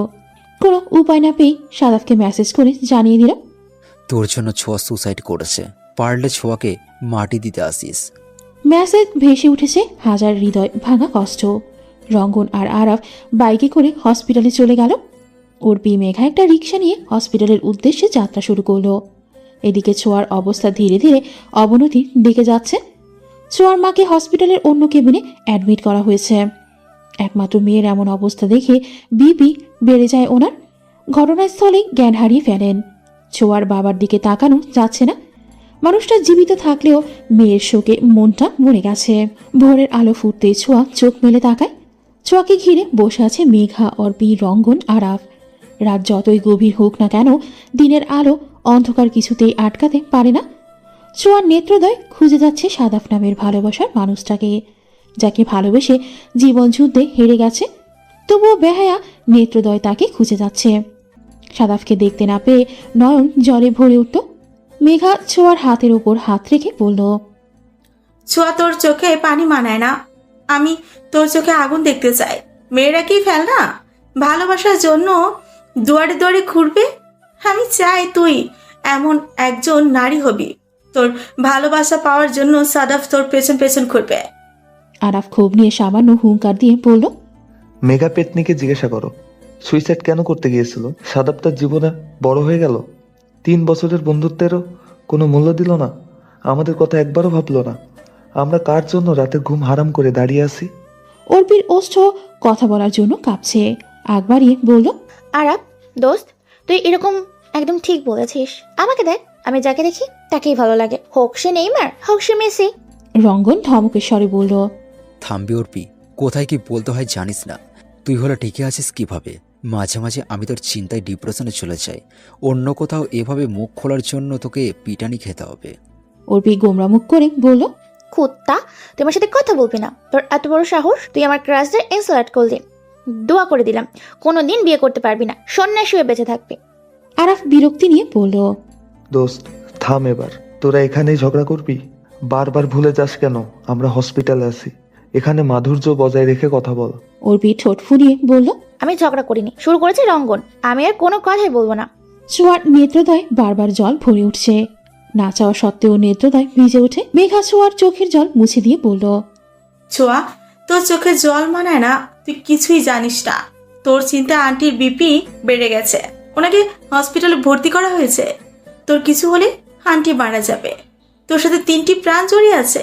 তুই মারা গেলে আন্টি মারা যাবে, মেয়ে স্ত্রীকে হারিয়ে আঙ্কেল বেঁচে থাকার আশা হারিয়ে ফেলবে। মারা গেলেও আদৌ কি সব গুছিয়ে নেওয়া যায়? ছোঁয়ার কথা বলতে কষ্ট হচ্ছে। স্টমাক ওয়াশের সময় গলা ছিলে গেছে, তবুও কষ্ট করে বলল, মেঘা, মম ঠিক আছে। আরাফ আমাকে মমের কাছে নিয়ে যা ভাই, আমি মমের কাছে যাব। আরাফ চোখ পাকিয়ে বলল, একটা থাপ্পড় দিয়ে চাপার 24টা দাঁত ফেলে দিব। সুইসাইড করার আগে মনে ছিল না আন্টির সাথে তুই দেখা করতে পারবি না? তোর কাছে সাদাব বড় হয়ে গেছে, মা বাবার থেকে আপন দ্বিতীয় কেউ নেই। সাদাবের সাথে তোর বিয়ে হলে আপন হতো? তোর কাছে সাদাব একজন পর পুরুষ, কখনো তোর আপন নয়। বন্ধু মহলে আরাফ সব থেকে দুষ্টু এবং বন্ধু প্রকৃতির লোক। তার কাছে বন্ধুত্ব সব থেকে দামি। কারোর কিছু হলেই নিজেকে ঠিক রাখতে পারে না। 5 জনকে কেউ কোনো কটু কথা বলে আরাফ তার জিহ্বা ছিঁড়ে ফেলতেও পারে। আরাফের মতো বন্ধু পেয়ে বন্ধু মহল ধন্য। ছোঁয়া বিনয়ী হয়ে বলল, প্লিজ দোস্ত, আমি একবার মমের সাথে দেখা করতে চাই। আমাকে একটু মমের কেবিনে নিয়ে যা। বাবা কেমন আছে? বাবার কিছু হয়নি তো? আরাফ রঙ্গনকে চোখের ইশারায় ছোঁয়ার মমকে ডাকতে পাঠায়। ছোঁয়ার বাবা বর্তমানে হসপিটালে নেই। ক্ষোভ নিয়ে বলল, মরতে মরতে বেঁচে আছেন, উনি কার জন্য বেঁচে থাকবেন? কার জন্য কষ্ট করে এত কিছু করেছেন? কার সুখের জন্য নিজের সকল ক্লান্তি ভুলেও সাফল্যের পিছনে শুতে চললেন? আরাফ আর কিছু বলল না। অর্পিকে সাথে নিয়ে ছোঁয়ার মমের কেবিনে চলে গেল। কেবিনে প্রবেশ করেই দেখতে পেল রঙ্গন দাঁড়িয়ে আছে। ছোঁয়ার মম ঘুমের দেশে। ছোঁয়ার বাবা বাড়িতে চলে গেছেন একটু আগে। অর্পি কোমলস্বরে ছোঁয়ার মায়ের ঘুম ভাঙায়। ছোঁয়ার মা আঁখি মেলে তাকিয়ে 3 জনকে দেখতে পান। 3 জনকে উদ্দেশ্য করে বলল, ছোঁয়া ঠিক আছে তো? আমার ছোঁয়ার কিছু হয়নি তো? রঙ্গন আদেশের স্বরে বলল, আন্টি কোনো চিন্তা নেই, ছোঁয়া একদম ঠিক আছে। তার জ্ঞান ফিরেছে। জ্ঞান ফেরার পর বারবার আপনার কথা জিজ্ঞেস করছে, তাই বাধ্য হয়ে আপনার ঘুম ভাঙালাম। ছোঁয়ার মম উত্তেজিত কণ্ঠে বলল, আমি ছোঁয়ার কাছে যাব? আমি ছোঁয়ার সাথে দেখা করতে চাই। আমার মেয়ে কোথায়? আমার মেয়েকে 2 নয়ন ভরে দেখতে চাই, আর কখনো তাকে বকা দিব না। অর্পি ছোঁয়ার মমের হাত ধরে বলল, আন্টি উত্তেজিত হবেন না, উত্তেজিত হলে আপনার শরীর আরো খারাপ করবে। আপনি আমাদের সাথে আসুন। মেয়েকে 2 নয়ন ভরে দেখে নিলেন। নিজের সমস্ত ক্লান্তি দূর হয়ে গেছে। ছোঁয়াকে ঝাপড়ে ধরে রেখেছিলেন অনেকক্ষণ, এখন কান্না করেই যাচ্ছেন। থামার কোনো নামগন্ধ নেই। মায়ের ভালোবাসা পৃথিবীর শ্রেষ্ঠ ভালোবাসা। কোনো স্বার্থ ছাড়াই ভালোবেসে যান যারা সারা জীবন। সাদাফের ঘুম ভাঙে সকাল 10টার দিকে। ফোন বন্ধ রাখার জন্য অ্যালার্ম বেজে ওঠেনি, যার জন্য গভীর ঘুমে তলিয়েছিল। ঘুম ঘুম চোখে ফোন হাতে নিল। ফোন অন করতেই একের পর এক মিসড কল আসতে শুরু করলো। ফোন বন্ধ থাকার কারণে মিসড কল হয়ে গেছে। তাছাড়া মেসেজ আসছে একের পর এক। নাম ভেসে উঠছে রঙ্গন, আরাফ, অর্পি, মেঘা। সাদাফ তড়িঘড়ি করে মেসেজ চেক করে। মেসেজ পড়েই চোখের পাতা থেকে ঘুম চলে যায়। 4 জনের একটাই মেসেজ, ছোঁয়ার কবরে মাটি দিতে চাইলে চলে আসতে পারিস। ছোঁয়া নামে কেউ তোকে বিরক্ত করবে না। সাদাফ ফোন ফেলে তড়িঘড়ি করে শার্ট গায়ে জড়িয়ে দৌড় দেয়। সিএনজি নিয়ে ছোঁয়াদের বাসার সামনে চলে আসে। দারোয়ান সাদাফকে ভেতরে ঢুকতে দেন। সাদাফকে সে আগে থেকেই চেনেন। মেন গেট পেরিয়ে ভেতরে আসতেই দেখা মিলে ছোঁয়ার ড্রাইভারের সাথে। ছোঁয়ার ড্রাইভার রাগী গলায় বলল, কাটা গায়ে নুনের ছিটা দিতে আসছেন? প্লিজ ছোঁয়ার জীবন থেকে দূরে চলে যান। আপনার জন্য ছোঁয়া মৃত্যুকে বেছে নিয়েছি। আমাদের মাঝে নেই ছোঁয়া। সাদাফের নেত্রদয় টলমল করছে, নিজের কানকে বিশ্বাস করতে পারছে না। ছোঁয়া তাদের ফাঁকি দিয়ে চলে গেল। রাগের মাথায় কি বলছে, যার জন্য রাগ করে দুনিয়া ছেড়ে চলে যাবে। সাদাফ হাঁটু করে বসে পড়ল, আকাশের দিকে তাকিয়ে চিৎকার করে ছোঁয়া ছোঁয়া ডাকতে থাকলো। ড্রাইভার আঙ্কেল রাগী গলায় বলল, এভাবে ছোঁয়া ছোঁয়া করছো কেন? মনে হচ্ছে ছোঁয়া মরে গেছে। আল্লাহ তাআলা অসীম কৃপায় এখনো ছোঁয়া বেঁচে আছে। ছোঁয়াকে হসপিটালে নিয়ে যাওয়া হয়। সাদাফ ড্রাইভার আঙ্কেলের হাত ধরে ফেলে, উত্তেজিত আহত কণ্ঠে বলল, ছোঁয়াকে কোন হসপিটালে নেওয়া হয়েছে? আমি ছোঁয়ার সাথে দেখা করতে চাই। প্লিজ ডক্টর, ঠিকানা দেন। ড্রাইভার আঙ্কেল না জানার ভান করে বলল, আমি জানি না, আমি বাড়িতে চলে গিয়েছিলাম। আমি আর জানতে পেরেছি ছোঁয়া আপনার জন্য সুইসাইড করার চেষ্টা করেছে। ড্রাইভার আঙ্কেল ইচ্ছে করে ঠিকানা দিলেন না। তিনি সাদাফের শাস্তি চান। ছোঁয়াকে ছোট থেকে নিজের মেয়ের মতো করে দেখে যাচ্ছে, আজ তার জন্য মৃত্যুর পথযাত্রী। সাদাফ দৌড়ে দারোয়ানের কাছে যায়। দারোয়ানের কাছ থেকে জানতে পারে ছোঁয়াকে সিটি হসপিটালে অ্যাডমিট করা হয়েছে। এক মুহূর্ত দেরি না করে হসপিটাল উদ্দেশ্যে যাত্রা শুরু করে। সাদাফ হসপিটালের অর্পিকে দেখতে পেল। অর্পি সাদাফকে ছোঁয়ার কেবিনে নিয়ে আসে। সাদাফকে দেখে ছোঁয়ার বাবা রেগে যান। তিনি হসপিটালে কোনো সিন ক্রিয়েট করতে চান না। নিজের রাগ নিয়ন্ত্রণ করে বলল, ছোঁয়া, আমি তোমাদের 4 জন ফ্রেন্ড ছাড়া অন্য কাউকে চিনি না। এই পাগল লোকটা কি তোমার ফ্রেন্ড? আশা করি জ্ঞানীদের ইশারায় যথেষ্ট। ছোঁয়ার বাবা কথা না বাড়িয়ে সবাইকে বাইরে পাঠিয়ে দেন। সাদাফকে রুমে একা রেখে সবাই চলে যায়। সাদাফকে দেখে মনে হচ্ছে মানসিক হসপিটাল থেকে পালিয়ে এসেছে। চুলগুলো উস্কো খুস্কো, পাখির বাসার মতো হয়ে গেছে। চোখ দুটো ভীষণ ফোলা ফোলা, দেখে মনে হচ্ছে সারা রাত ঘুমোতে পারেনি। ধীর পায়ে সাদাফ ছোঁয়ার দিকে এগিয়ে যায়। ছোঁয়ার হাতের উপর হাত রাখে। কিছু বলার আগেই, বিপদে সবসময় পাশে থাকাই বন্ধুত্বের পরিচয়। বন্ধুত্বের পরিচয় পাওয়া যায় যখন বিপদ ঘরে এসে হানা দেয়। যারা ভালোবাসা বিপদ দেখে জানালা দিয়ে পালায়, তাদের ভালোবাসা লোভ দেখানো। যারা বিপদের সময় পাশে থাকে, সকল সমস্যার সাথে মোকাবেলা করে, তারাই প্রকৃত বন্ধু। সাদাফ ছোঁয়ার হাতের উপর হাত রাখে। ছোঁয়ার সারা দেহ ভূমিকম্পের মতো কম্পন হলো। ছোঁয়া অভিমানে মুখ ফিরিয়ে নিতে চাচ্ছে, কিন্তু সৃষ্টিকর্তা তাকে সেই শক্তি দেননি। সাদাফের মনে অপরাধবোধ কাজ করছে।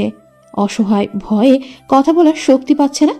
ছোঁয়া নিজে থেকে বলল, মাথা ঠান্ডা হয়েছে, বরফ নিয়ে আসতে বলবো। কি অবস্থা করেছিস? মাথা তো পাখির বাসা বানিয়ে রেখেছিস। দেখে মনে হচ্ছে গতকাল থেকে উদরে কিছু পড়েনি। সাদাফ কি বলবে বুঝতে পারছে না। ভেবেছিল ভালোবাসার কথা বলবে, উল্টো সাদাফের মুখ খুঁজ নিচ্ছে। সাদাফ আহত কণ্ঠে আমতা করে বলল, তুই সুইসাইড করার চেষ্টা করছিলি কেন? তোর মাথা খারাপ হয়ে গেছে? আমার উপর রাগ করে সুইসাইড করতে গিয়েছিলি, আমাকে বাদর করে নাচানোর জন্য এমন করছিস? ছোঁয়া মুচকি হেসে বলল, আরে মামা, প্যারা নিস না, চিল কর। অভিজ্ঞতা অর্জনের জন্য এমন করেছি। তুই কি ভাবছিস আমি তোর জন্য সুইসাইড করছি? তোর ধারণা ভুল। আমার কাছে আমার জীবনের মূল্য অনেক। আমি কিছুতেই নিজের জীবন উৎসর্গ করতে পারবো না। ছোঁয়া কষ্ট পেতে পেতে পাথর হয়ে গেছে। কষ্টগুলো বুকে চাপা রেখে অনবরত হাসি মুখে কথা বলে যাচ্ছে। স্টামাক ওয়াশের কথা ভুলে গেছে। কথা বলতে যদিও কষ্ট হচ্ছে, তবুও কথা বলেই যাচ্ছে। সাদাফ অসহায় কণ্ঠে বলল, আমার উপর তোর এত রাগ জমে আছে, আমার কাছ থেকে মনের কথাগুলো লুকিয়ে যাচ্ছিস। আমি তোর কাছে ক্ষমা। সাদাফ কিছু বলতে পারল না। তার আগেই কেবিনে নার্স প্রবেশ করলো। স্ট্যাথোস্কোপ বেডে রাখতে রাখতে বলল, স্যার, আপনি বাইরে যান। আমরা এখানে এখন কাউকে অ্যালাউ করব না, বিশেষ করে পুরুষ মানুষ। রোগীর চেক আপ করানো হবে। সাদাফ আগ বাড়িয়ে কোনো কথা বলল না। ছোঁয়ার দিকে অসহায় দৃষ্টি নিক্ষেপ করলো। ছোঁয়া সাদাফের দৃষ্টি উপেক্ষা করে অন্যদিকে দৃষ্টি মেলে তাকায়। ছোঁয়ার উপেক্ষায় সাদাফের মনের সূক্ষ্ম ব্যথাগুলো তীব্র আকারে বাড়তে থাকলো। উদাসীন মন নিয়ে কেবিন থেকে প্রস্থান করলো সাদাফ। বাহিরে আসতেই সাদাফকে ঘিরে ধরল 4 জোড়া চোখ। 4 জোড়া দৃষ্টি সাদাফকে আপাতমস্তক দেখে যাচ্ছে। সাদাফ তাদের উপেক্ষা করে হসপিটালের বাইরে চলে আসতো। সাদাফের পিছন পিছন তারাও চলে আসতো। আরাফ সাদাফের পথ আটকিয়ে বলল, তোর মন খারাপ কেন? তোর মুখে হাসির রেখা দেখা যাচ্ছে না কেন? ও সোয়া এখনো বেঁচে আছে। কি করবি? সোয়ার প্রাণ যে কই মাছের, সেজন্য পৃথিবীর নিঃশ্বাস নিচ্ছে। আরাফের কথা সাদাফের মাথায় রক্ত উঠে বসে। সাদাফ চোখ পাকিয়ে কিছু বলতে চাইলেও থেমে গেল।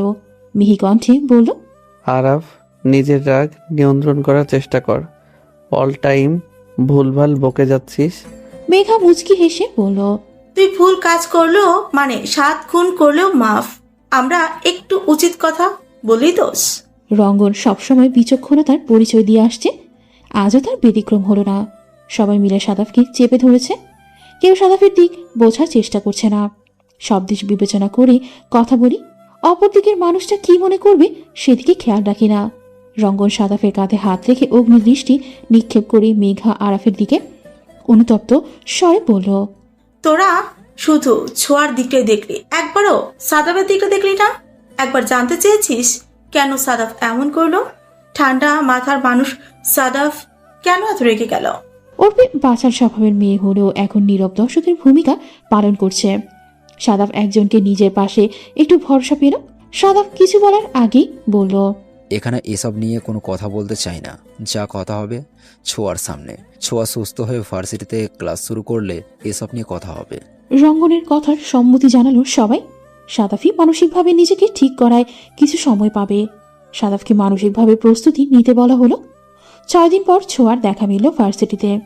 ক্লাসে টুকটাক কথা বলেও মনটা বিষণ্ণতায় ভরপুর। ক্লাস শেষে ছিল পরিচিত ক্যাফেটেরিয়াতে আড্ডায় বসলো 3 জোড়া প্রাণ। সকল প্রসঙ্গ পাল্টে ছোঁয়া নিজে থেকে বলল, কি হলো তোরা এইভাবে চুপচাপ বসে আছিস কেন? রোকসানা ম্যামের 28 পৃষ্ঠা অ্যাসাইনমেন্ট করে জীবন শেষ। এখন চা সিঙ্গারা খেয়ে একটু জীবনটাকে সতেজ করতে চাই। তোরা গোমরা মুখ করে বসে আছিস কেন? কেউ ছোঁয়া সাদাফের কথা তুলল না। ভালোই ভালোই কেটে গেল পরন্ত দুপুর। আড্ডা শেষে সাদাফ নিজে থেকে ছোঁয়ার সাথে কথা বলতে আসলো। ছোঁয়াকে পেছন থেকে মায়াভরা কণ্ঠে ডাক দেয় সাদাফ। সাদাফের ডাকে ছোঁয়া পিছন ফিরে তাকায়। ছোঁয়া মুচকি হেসে জবাব দিল, দোস্ত তোর আজ টিউশনি নেই? একটু আগেই তো বললি টিউশনিতে যাবি, কোনো দরকার? সাদাফ এদিক ওদিক তাকিয়ে নিজেকে ঠিক করে নিল। বুকের মাঝে সাহস জুগিয়ে বলল, তোর সাথে আমার কিছু কথা আছে। তোর যদি কোনো আপত্তি না থাকে আমরা কোথাও বসে কথা বলতে পারি। তুই আমার সাথে যেভাবে কথা বলছিস মনে হচ্ছে আজ তোর সাথে প্রথম কথা হচ্ছে। চল আমরা ঘাসের উপরে বসে কথা বলি। ছোঁয়া সম্মতি পেয়ে সাদাফ খুব খুশি হলো। ছোঁয়া বসতে বসতে বলল, কি বলবি দোস্ত? আগে এটা বল, তুই টিউশনিতে গেলি না কেন? সাদাফ ঘাসের উপর কাঁধ থেকে ব্যাগ রাখলো। ছোঁয়ার দিকে এক পলক তাকিয়ে বলল, তুই আমার উপর রেগে আছিস? আমার সাথে ঠিকমতো কথা বলিস না, ফোন দিলে রিসিভ করিস না, সমস্যা কি তোর? তেমন কিছু নয়, মনকে বোঝানোর চেষ্টা করছি। তোকে তো খবর দেওয়া হয়নি, বাবা আমার বিয়ে ঠিক করেছে। ছেলে ইউএসএ তে থাকেন, বিয়ের পর সেখানে চলে যাব। ছোঁয়ার কথাগুলো সাদাফের বুকে তীরের মতো লাগলো। বুকে তীব্র ব্যথা অনুভব করলো। ইচ্ছা করছে ছোঁয়াকে জড়িয়ে ধরে বলতে, আমি তোকে খুব ভালোবাসি, কিন্তু কোনো এক সংকোচে তাকে কিছুই বলতে পারছে না। সাদাফ মুখ কালো করে বলল, অভিনন্দন ছোঁয়া, নিজের জীবনে এগিয়ে যা। আমি সব সময় চাই তুই ভালো থাক। ছোঁয়া দীর্ঘশ্বাস নিয়ে বলল, আমি জানি তুই আমার জন্য অনেক ভাবিস, কখনো আমার খারাপ চাইতে পারিস না। তুই সেদিনের বিষয় নিয়ে আমার উপরে রেগে নেই তো?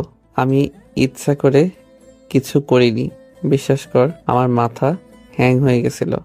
আমি যা করেছি নিজের অজান্তেই করেছি।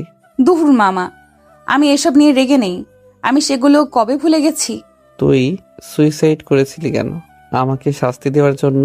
আগেই তো শাস্তি দিয়ে দিছিস নিধির নাম বলে। তুই জানিস না আমি এই নামটা শুনতে পারি না? আমি অজানার বশে এমন কাজ করেছিলাম। একজনকে মন থেকে খুব ভালোবাসি, আজও তাকে খুব ভালোবাসি। তাকে পাবো না বলে নিজেকে গুছিয়ে নিয়েছি, আর তাকে নিয়ে ভাবতে চাই না, সেজন্য বিয়ে করতে চাচ্ছি। সাদাফ আগ্রহ নিয়ে বলল, আজও তুই আমাকে ভালোবাসিস?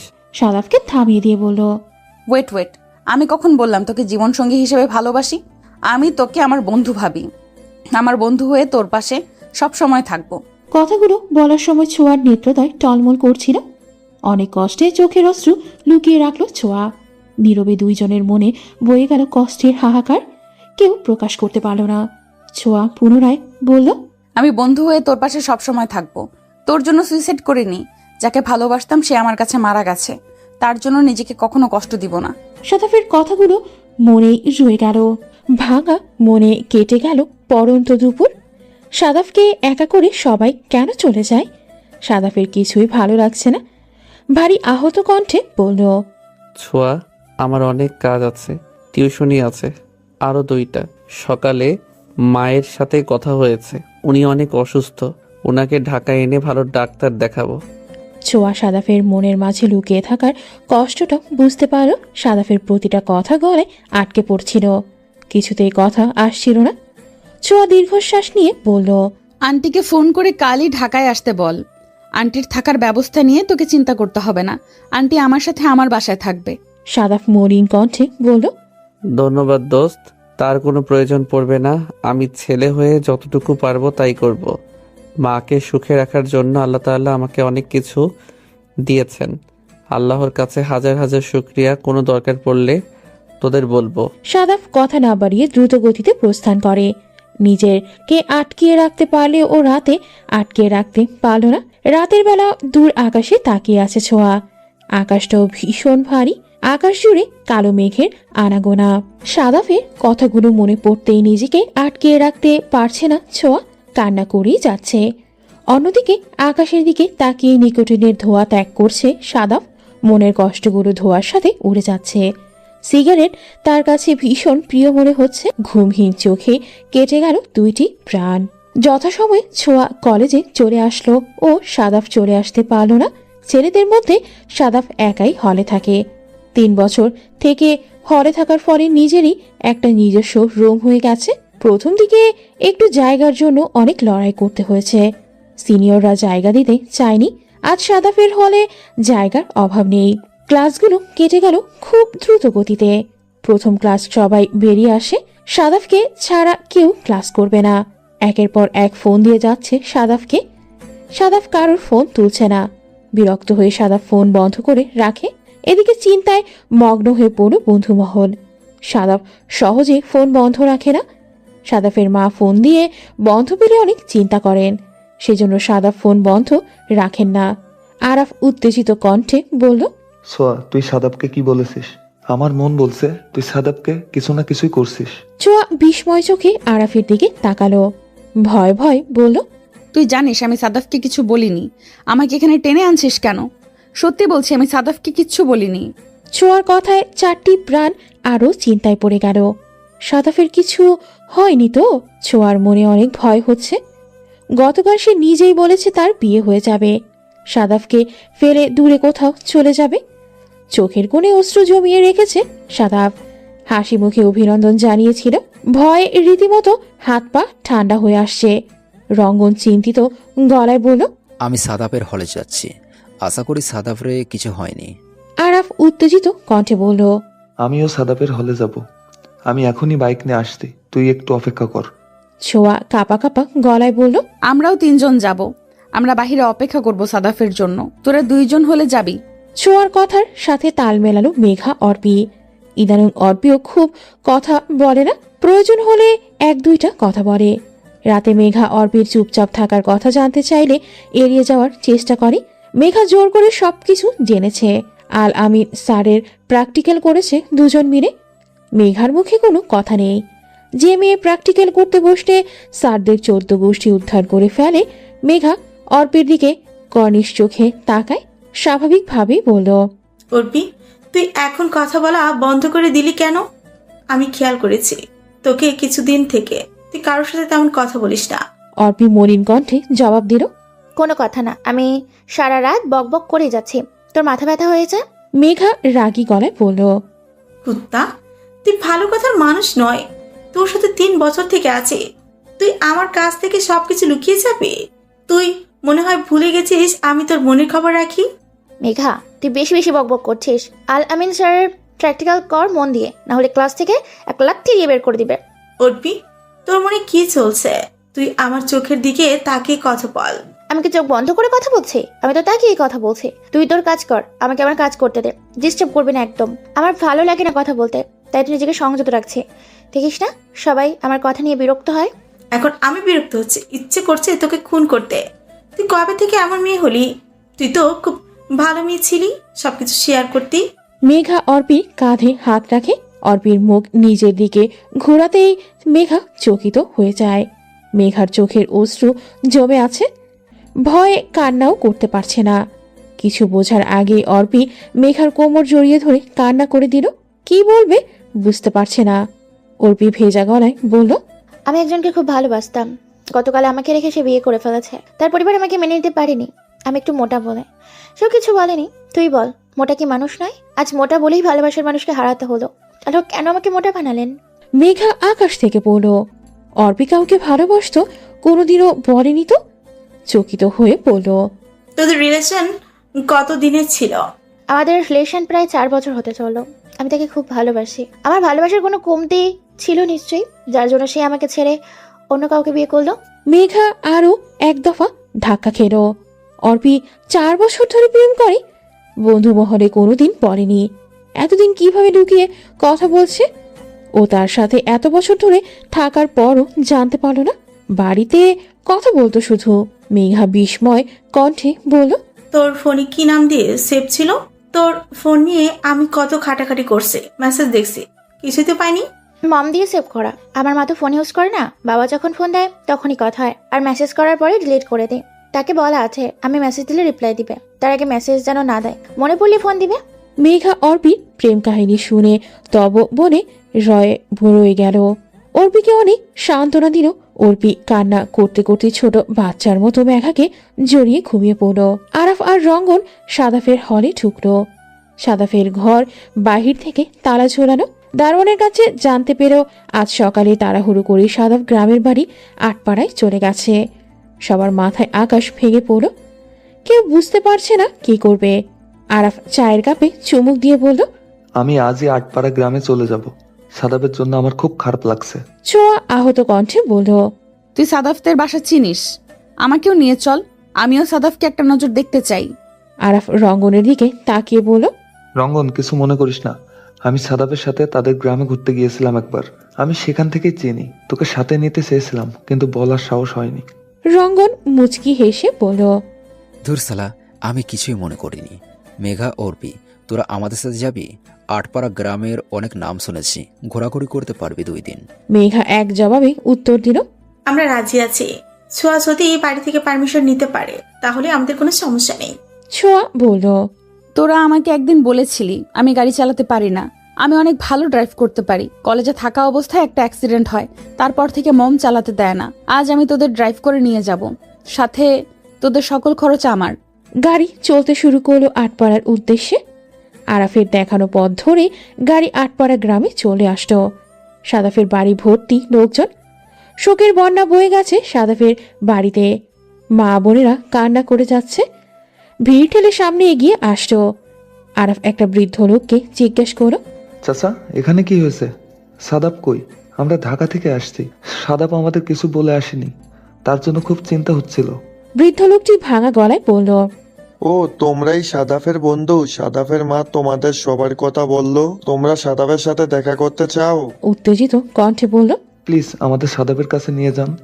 সাদাবকে এক পলক দেখার জন্য আমরা ঢাকা থেকে ছুটে আসছি। বৃদ্ধ লোকটি ভেজা গলায় বলল, আসো আমার সাথে রঙ্গন। বৃদ্ধ লোকটি আগে আগে যাচ্ছে, বাকি সবাই পেছনে পেছনে যাচ্ছে। বাড়ি থেকে নদীর ঘাটের দিকে আসলো। এদিকে বাঁশবাগান। বাঁশবাগানে একপাশে বৈদ্যুতিক লাইটের আলোয় আলোকিত করছে। একটু এগিয়ে যেতেই সবার পায়ের নিচ থেকে মাটি সরে গেল। সাদাফ কবরের উপর শুয়ে আছে। বৃদ্ধ লোকটির কাছে থেকে জানতে পারল সাদাফের মা ফজরের আজানের সময় দুনিয়ার মায়া ত্যাগ করেছেন। সবাই ছুটেই সাদাফের কাছে গেল। সাদাফ তাদের কাছে পেয়ে দেহের সমস্ত শক্তি দিয়ে মা বলে চিৎকার করে উঠল। পৃথিবীতে কোনো সৃষ্টি অমর নয়। সৃষ্টিতে যার জন্ম আছে, মৃত্যু তার অবধারিত। জন্মের উপর যেমন কারো হাত নেই, মৃত্যুর উপর তেমন কারো হাত নেই। সাদাফকে একা করে পৃথিবী থেকে বিদায় নিলেন সাদাফের প্রাণভোমরা, যাকে কেন্দ্র করে সাদাফ এতদিন বেঁচে ছিল। মহান আল্লাহ তাআলা যাকে কষ্ট দেন তাকে কষ্ট দিয়েই যান। আসলে দুনিয়া হলো পরীক্ষার ক্ষেত্র। আল্লাহ আমাদের প্রতিটি পদে পদে পরীক্ষা নেন। আমরা পরীক্ষায় উত্তীর্ণ হতে পারলেই জীবনের সুখের দিন খুঁজে পাওয়া যায়। আরাফকে কাছে পেয়ে সাদাফ আষ্টে পৃষ্ঠে জড়িয়ে ধরল। বাচ্চাদের মতো কান্না করে যাচ্ছে। সাদাফের কষ্ট তারা কেউ উপভোগ করতে পারছে না। যার প্রিয়জন হারায় সে বুঝে তার কষ্ট। 6 জোড়া চোখ থেকে অনবরত অশ্রু ঝরে যাচ্ছে। তাদেরকে ঘুরে রেখেছে আটপাড়া গ্রামের লোকজন।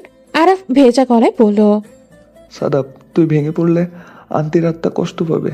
আন্টি তোকে কখনো এমন অবস্থায় দেখতে পারবেন না। তোকে শক্ত হতে হবে। আন্টিকে তুই আগে যেমন ভালোবাসতি এখন তোকে 1000 গুণ ভালোবাসতে হবে। সাদাফ কোনো কথা বলতে পারছে না। সাদাফ আরাফকে এখনো আষ্টে পৃষ্ঠে জড়িয়ে ধরে আছে। বিপদের বন্ধুই প্রকৃত বন্ধু। বন্ধুর বিপদের আভাস পেয়ে দূর দিগন্ত পাড়ি দিয়ে চলে এসেছে। আরাফ রঙ্গনকে চোখের ইশারায় সাদাফকে ধরতে বলল। রঙ্গন এগিয়ে এসে সাদাফকে তুলে বসায়।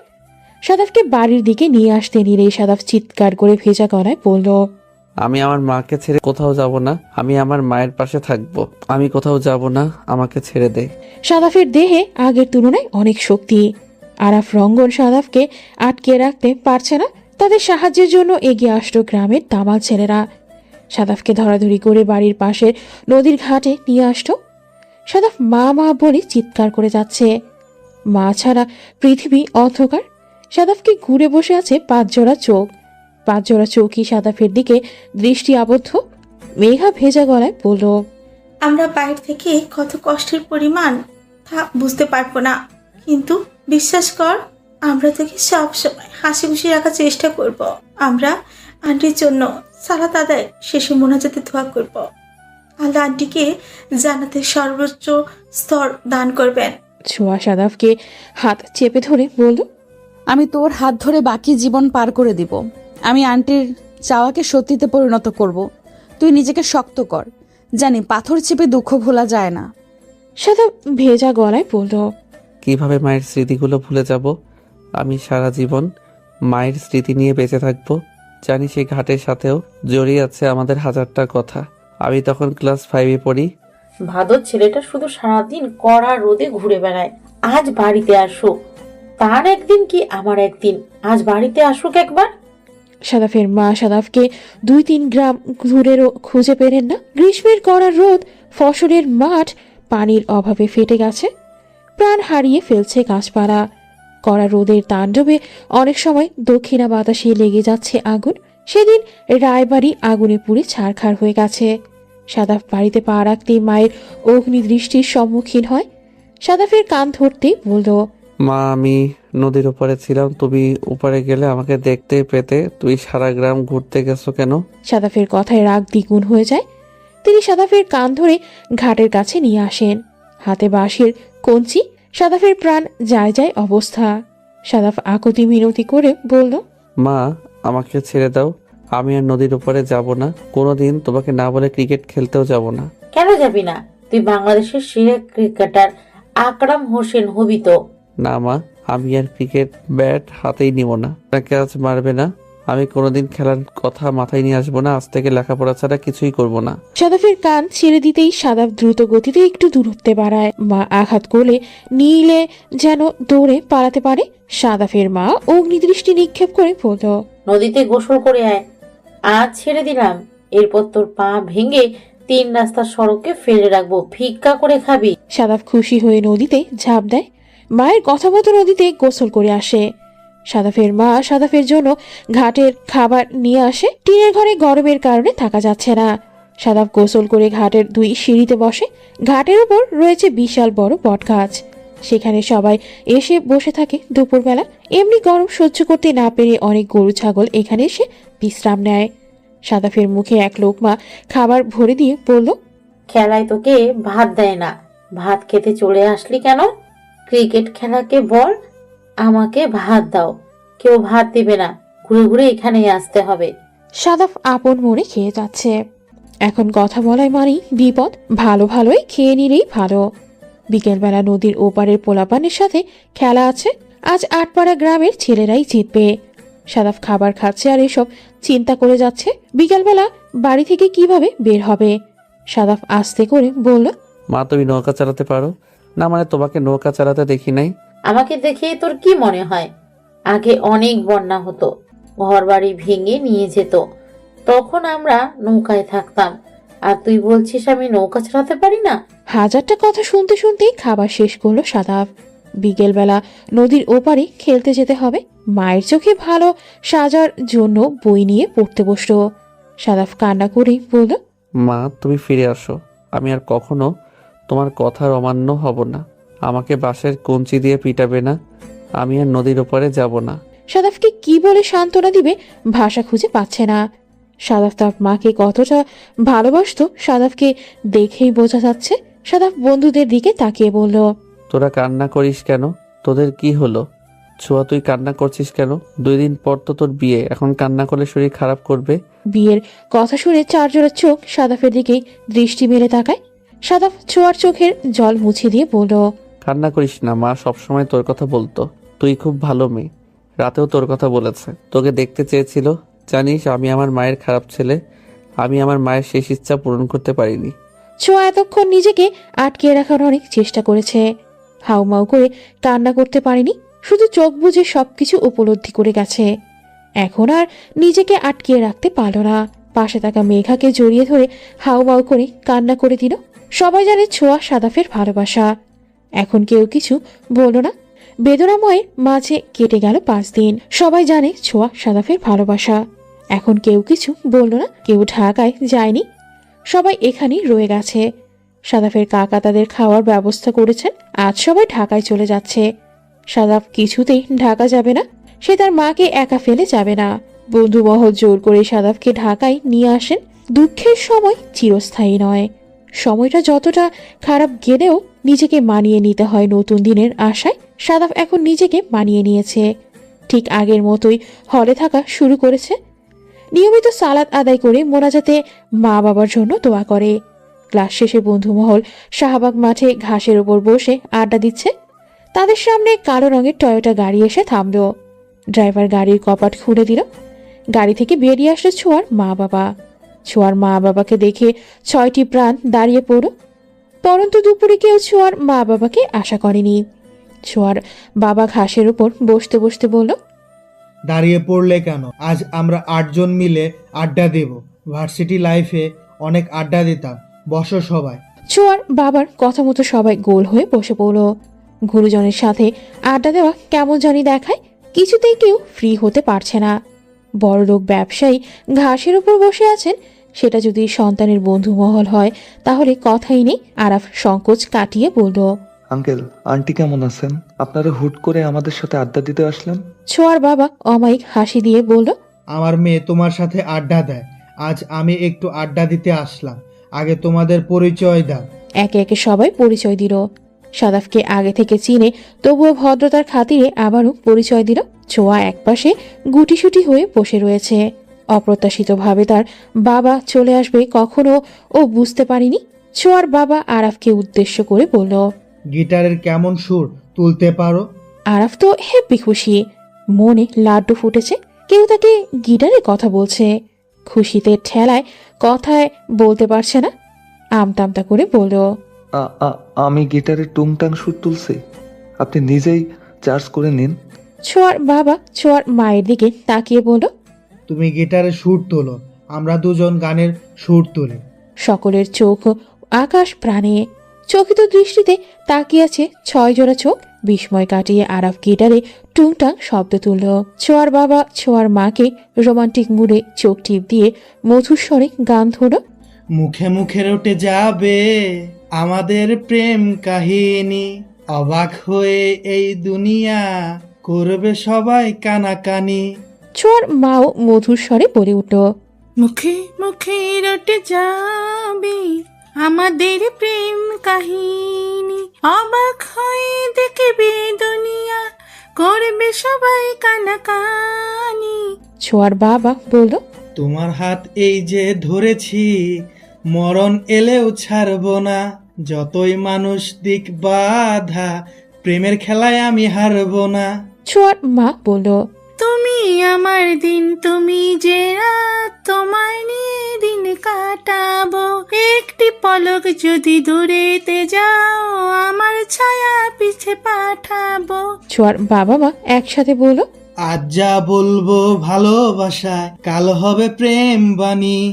আজ যা বলবো ভালোবাসায়, কাল হবে তা প্রেমের বাণী। বন্ধুমহল একসাথে সুর মেলালো, মুখে মুখে রটে যাবে আমাদের প্রেম কাহিনী, অবাক হয়ে দেখবেই এ দুনিয়ায় করবে সবাই কানাকানি।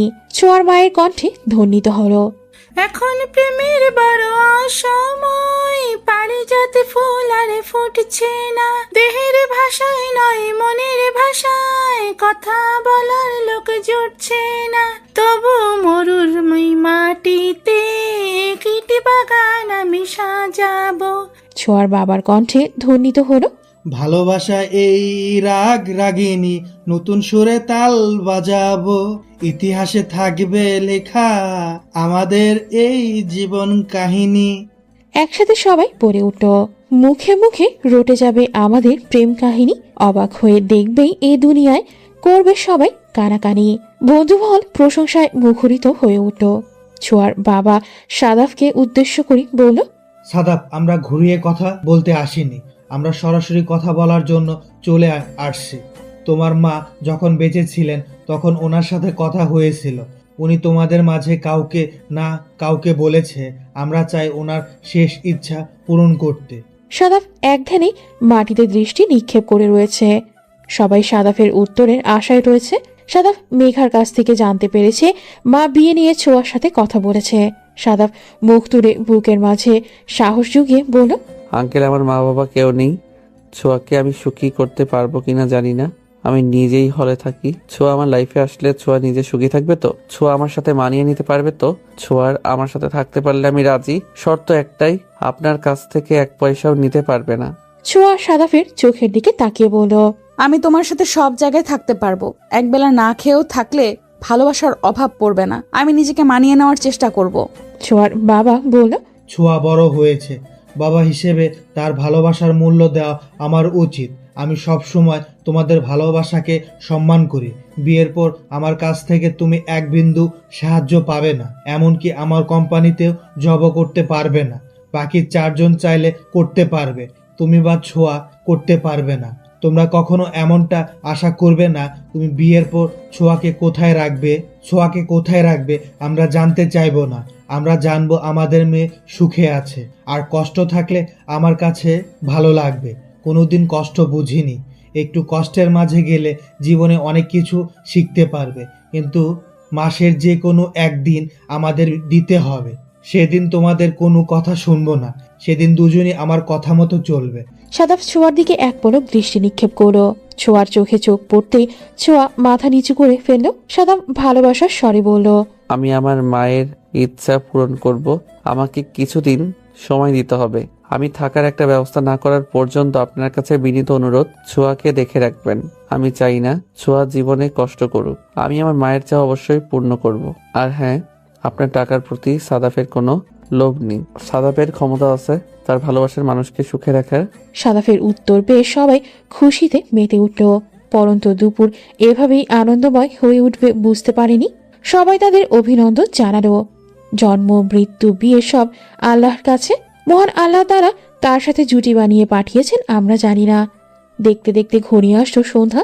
মায়াময় মোহিনী সন্ধ্যাকে চিরস্মরণীয় রাখার জন্য সবাই চলে আসলো হাতির ঝিলে। 6 বন্ধু এক হলে তো কথাই নেই। দুনিয়ার সবকিছু ভুলে যায়। ছোঁয়া সাদাফকে একা রেখে সবাই উধাও হয়ে যায়। ছোঁয়া লজ্জায় সাদাফের দিকে তাকাতে পারছে না। অন্যদিন হলে অসভ্য মেয়ের মতো তাকিয়ে থাকতো। ছোঁয়া উঠে চলে যেতে নিলেই সাদাফ ছোঁয়ার হাত ধরে নিজের কাছে টানে। হ্যাঁচকে টান দেওয়ায় ছোঁয়া সাদাফের গায়ে পড়ে।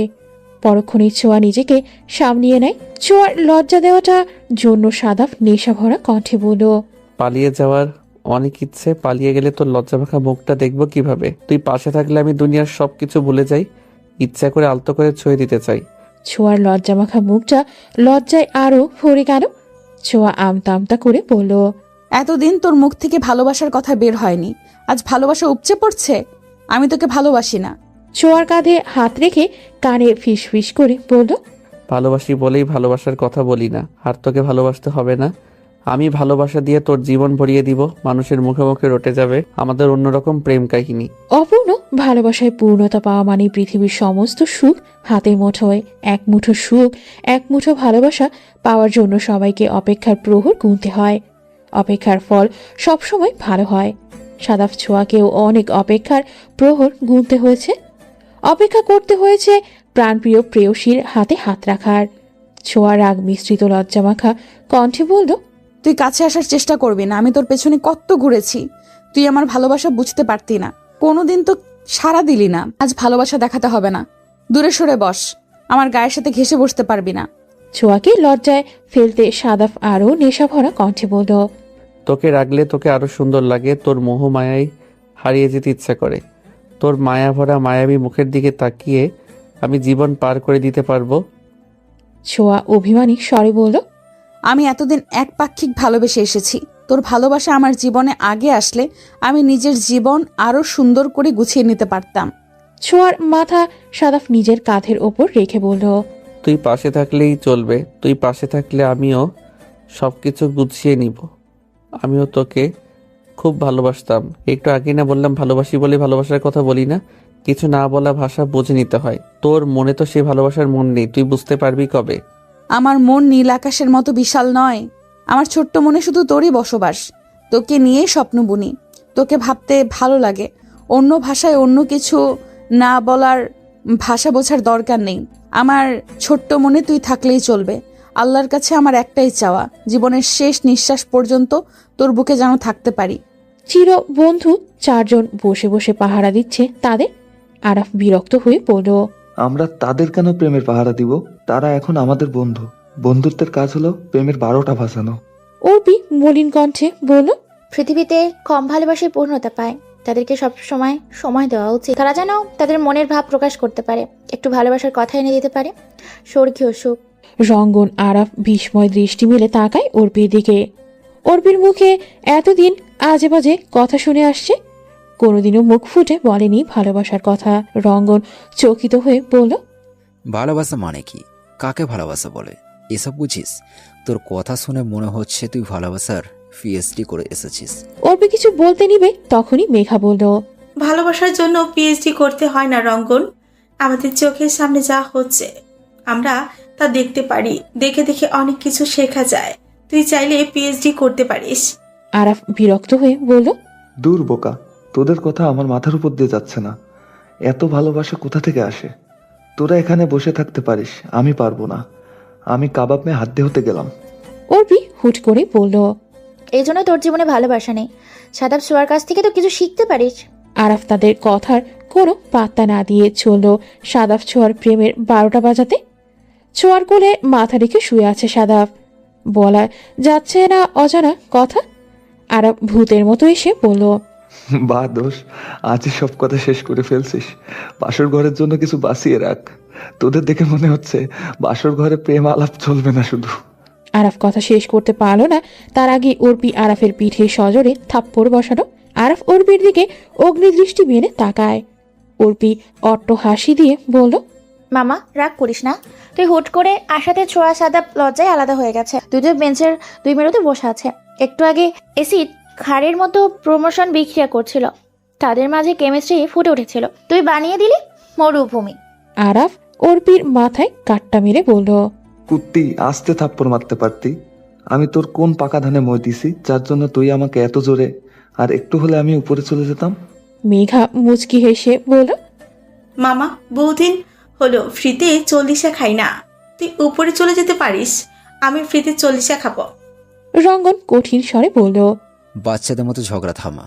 তোদের দেখে কেউ বলবে তোরা অনার্সি ছাত্র? তোদের দেখে মনে হচ্ছে মানসিক হসপিটাল থেকে আজই পালিয়ে আসছিস। সাদাফ ছোঁয়ার দিকে এক পলক তাকিয়ে বলল, অনেক হয়েছে। তাছাড়া রাত গভীর হচ্ছে। অর্পি মেঘাকে একটু পর হলে ঢুকতে দিবে না, তাই কথা না বাড়িয়ে নিজ নিজ গন্তব্যে যাত্রা শুরু কর। সাদাফের কথায় সম্মতি জানালো সবাই। একে একে সবাই প্রস্থান করল। সাদাফ ছোঁয়ার জীবনে নেমে আসলো ভালোবাসার মুহূর্ত। রাতে কিছু প্রেমালাপ করে সাদাফ ফেসবুকে পোস্ট করে দিল এক রুমের বাসা রাখবে, স্বামী স্ত্রী থাকবে। ঢাকা শহরে ব্যাচেলার বাসা পাওয়া মুশকিল। ফ্যামিলি বাসা নিয়ে পোস্ট করার পরপরই 2-1 পোস্টের কমেন্ট বক্সে চলে আসতো।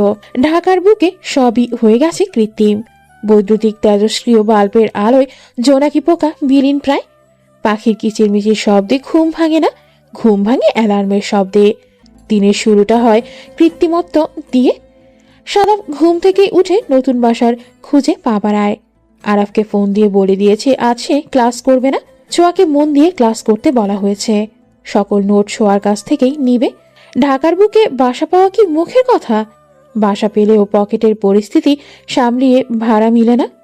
সারাদিন ঘুরে ঘুরে অনেক বাসা দেখেও ভালো মানের কোনো বাসা পাওয়া গেল না। ক্লান্ত দেহে ফিরে আসতে হলো সাদাফকে। বিছানায় গা এলিয়ে দিয়ে সবকিছু হিসাব করে যাচ্ছে। 4টা টিউশনি থেকে প্রায় 20,000 টাকা আসে। বাসা ভাড়া 10,000 চলে গেলে বাকি 10,000 দিয়ে কোনো রকম চলতে পারবে। যদি 10-এর কম পাওয়া যেত ভালো হতো। ছোঁয়ার চাহিদা অনেক, কিভাবে 10,000 দিয়ে জীবন পার করবে? সারাদিনের ক্লান্তিতে চোখের কোণে ঘুম আসতো। ক্লান্ত চোখে খুব তাড়াতাড়ি ঘুমিয়ে পড়ল সাদাব। তোলপাড় ক্যাফেটেরিয়াতে বসেছে বন্ধুমহলের আড্ডা। রঙ্গন চায়ের কাপে চুমুক দিয়ে বলল, সাদাব, গতকাল ক্লাস মিস দিলি কেন? কোনো সমস্যা হয়েছে কি? সাদাব দীর্ঘশ্বাস নিয়ে বলল, সমস্যা কিছুই হয়নি। গতকাল বাসা খুঁজতে বের হয়েছিলাম, মন মতো বাসা পেলাম না। 1 রুমের বাসা পাওয়া খুব কঠিন। 2 রুমের বাসা পাওয়া যায়। 2 রুমের অনেক খরচ, বিশেষ মতো খরচ পড়বে। সেজন্য আজ পোস্ট করেছি, সাবলেট বাসা লাগবে, দেখি কি করা যায়। ছোঁয়া হন্তদন্ত বলে উঠল, তোকে এত কষ্ট করতে হবে না। তুই ভাবছিস আমি যেমন তেমন বাসায় মানিয়ে নিতে পারবো না। তুই বরং টিনের ঘরের বাসা দেখ, দেখবি কম দামের মাঝে ভালো বাসা পেয়ে যাবি। সাদাব মুচকি হেসে জবাব দিল, সে নিয়ে তোকে ভাবতে হবে না। তোরা আড্ডা দে, টিউশনি শেষ করে তোদের সাথে আড্ডা দিব। কেটে গেল 1টি মাস। সময় এবং স্রোত কারোর জন্য অপেক্ষা করে না। সাদাব অনেক খোঁজাখুঁজির পর একটা বাসার সন্ধান পেল। বাহির থেকে দেখতে তেমন ভালো নয়, ভেতরে সবকিছু গোছানো। বাসাটা অনেকটা পুরনো, দামে কম, মানে ভালো। সাদাফের অ্যাকাউন্ট ঘাটাঘাটি করে 40,000-এর মতো টাকা পাওয়া গেল। নিজের সাধ্যের মধ্যেই একটা বিছানা কিনল। ঘর সাজানোর কিছু আসবাবপত্র, রান্নার সামগ্রী। বাংলাদেশের দ্রব্যমূল্যের বাজার দেখলে মাথা ঘুরতে থাকে। প্রতিটি সামগ্রীর দাম আকাশ ছোঁয়া। দৈনন্দিন ব্যবহারে কিছু জিনিস কিনতেই 30,000-এর মতো চলে গেল। ছোঁয়ার বাবার সামনে মাথা নিচু করে বসে আছে সাদাব। অন্য পাশে সাদাফের কাকাই কথা বলছে। পরিবারের কর্তা বলতে এখন সাদাফের কাকাই সব। বিয়ের কথা ঠিকঠাক হয়ে গেল। আগামী রবিবার বিয়ের দিন ধার্য করা হলো। সাদাফের সাথে একান্ত কথা বলার জন্য ছোঁয়ার বাবা সাদাফকে ছাদে নিয়ে যান। ছোঁয়ার বাবার চায়ের কাপে চুমুক দিয়ে আপাদমস্তক পর্যবেক্ষণ করলেন। ভারী গলায় বললেন, সাদাফ, জীবনে অনেক ঝড় আসবে, কখনো অন্যায়ের কাছে মাথা নত করবে না। তোমার জব নেই, আশা করি খুব তাড়াতাড়ি ভালো জব খুঁজে নেবে। সংসারের অভাব আসবে, তখন চারদিক অন্ধকার নেমে আসবে। এক মুঠো খাবারের জন্য অন্যায়ের দিকে হাত বাড়াতে ইচ্ছা করবে। আমি চাই না তুমি অন্যায় কাজ করে ছোঁয়ার মুখে খাবার তুলে দাও। দরকার পড়লে না খেয়ে থাকবে। 3টাকে রোজা মনে করে গণ্য করবে। আর হ্যাঁ, ভুলেও নামাজ পড়া বন্ধ করবে না। আল্লাহ ছাড়া আমরা একা, আল্লাহ সাথে আছে বলে আমরা একা নই। সাদাব যতই ছোঁয়ার বাবাকে দেখছে ততই ওনার প্রতি সম্মান বেড়ে যাচ্ছে। বারংবার মনে পড়ছে বেকারের হাতে ওনার মেয়েকে কেন তুলে দিচ্ছেন। মনের সংশয় দূর করার জন্য বলল, স্যার, আমার কিছু জানার ছিল। আপনি প্রশ্ন ধরে নিতে পারেন।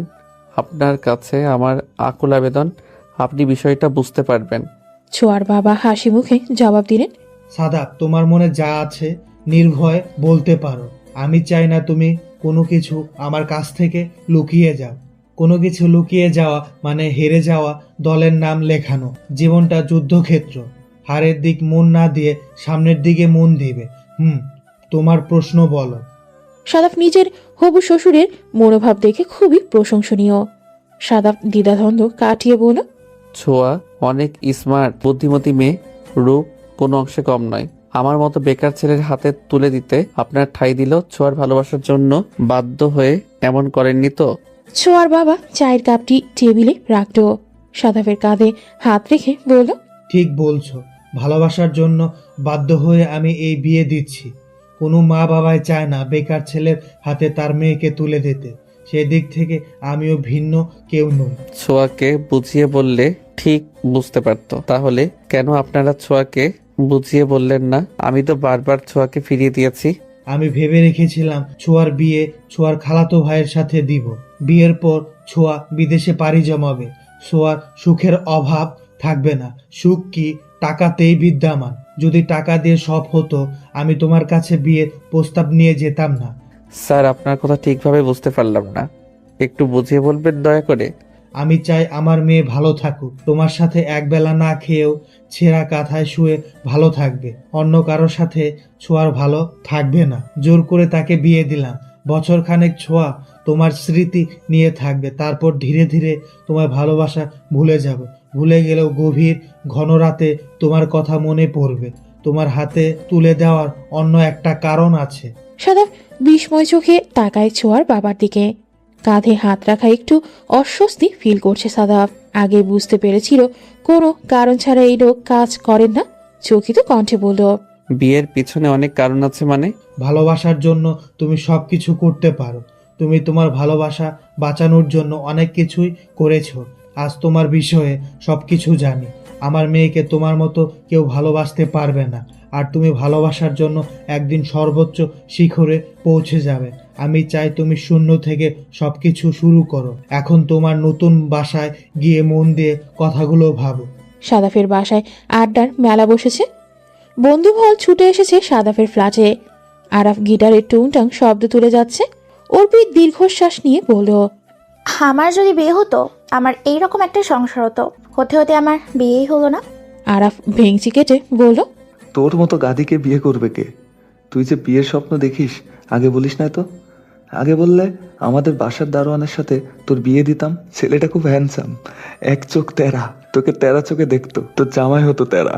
আরাফের কথা সবাই হু হা করে হেসে উঠল। অর্পি মুখ গোমরা করে বলল, কুত্তা, তোর বউ দেখতে শাকচুনি হবে, তোর ঘাড়ে বসে তোর ঘাড় মটকাবে। আল্লাহ আমার দোয়া কবুল করেন, আমিন আমিন আমিন। আরাফ অর্পির মাথায় গাঁটটা মেরে বলল, শকুনের দোয়া কোনো কাজে আসবে না, তোর দোয়া বিফলে যাবে। আমার বউ হবে অপরূপা সুন্দরী।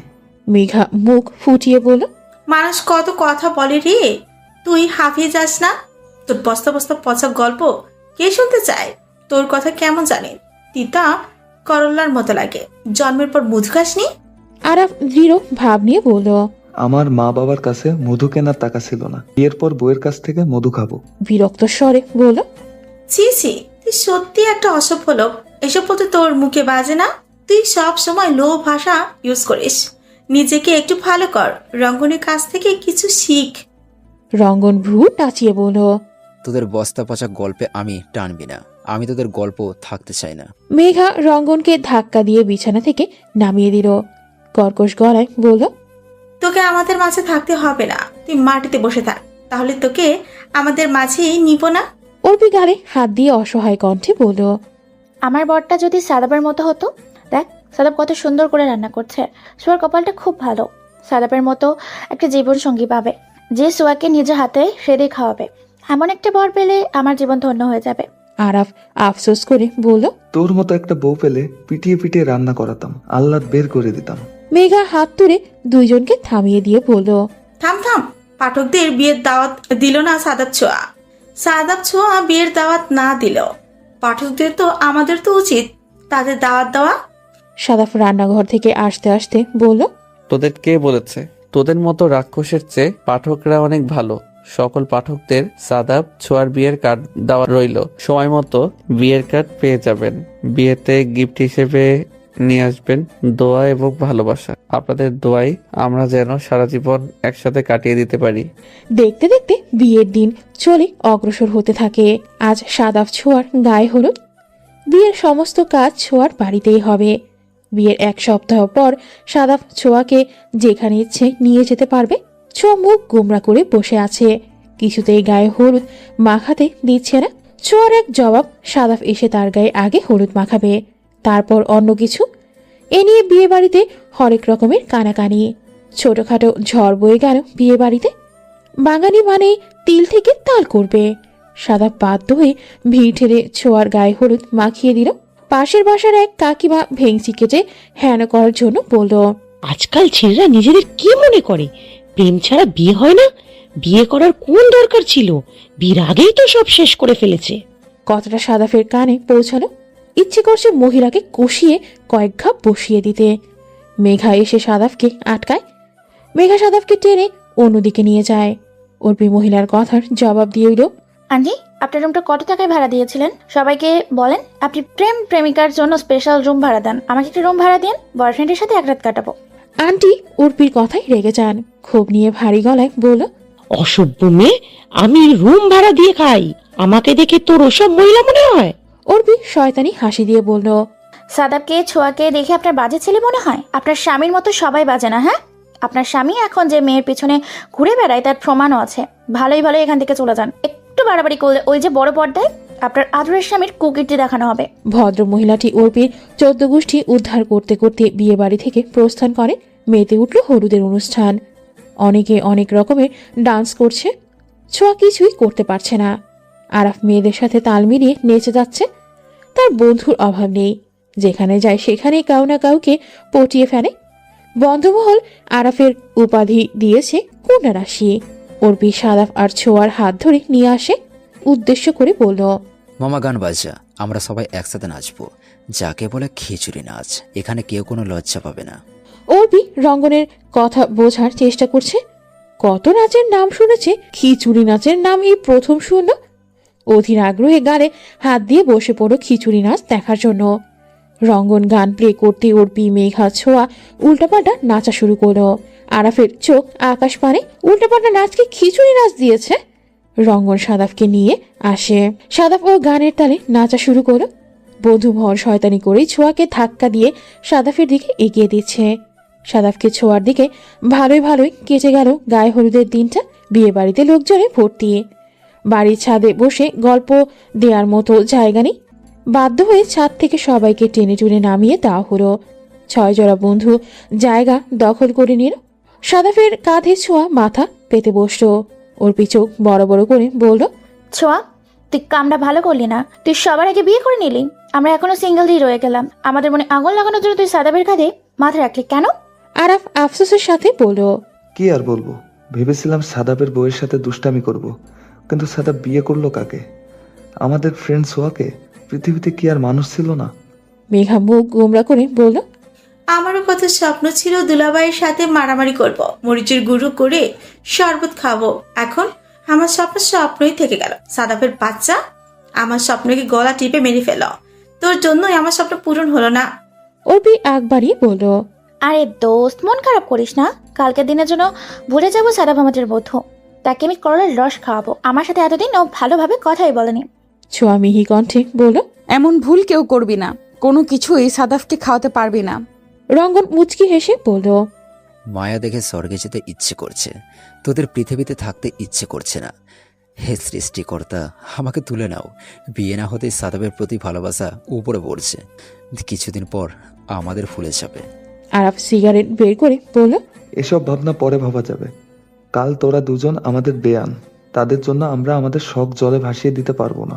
সাদাবকে ইচ্ছে মতো করলার রস খাওয়াবি। সত্যিই তো মুখ থেকে মিষ্টি কথা বের হয়নি, তবু প্রেম করে বিয়ে করছে। আমাদের দিকে মেয়েরা ফিরেও তাকায় না।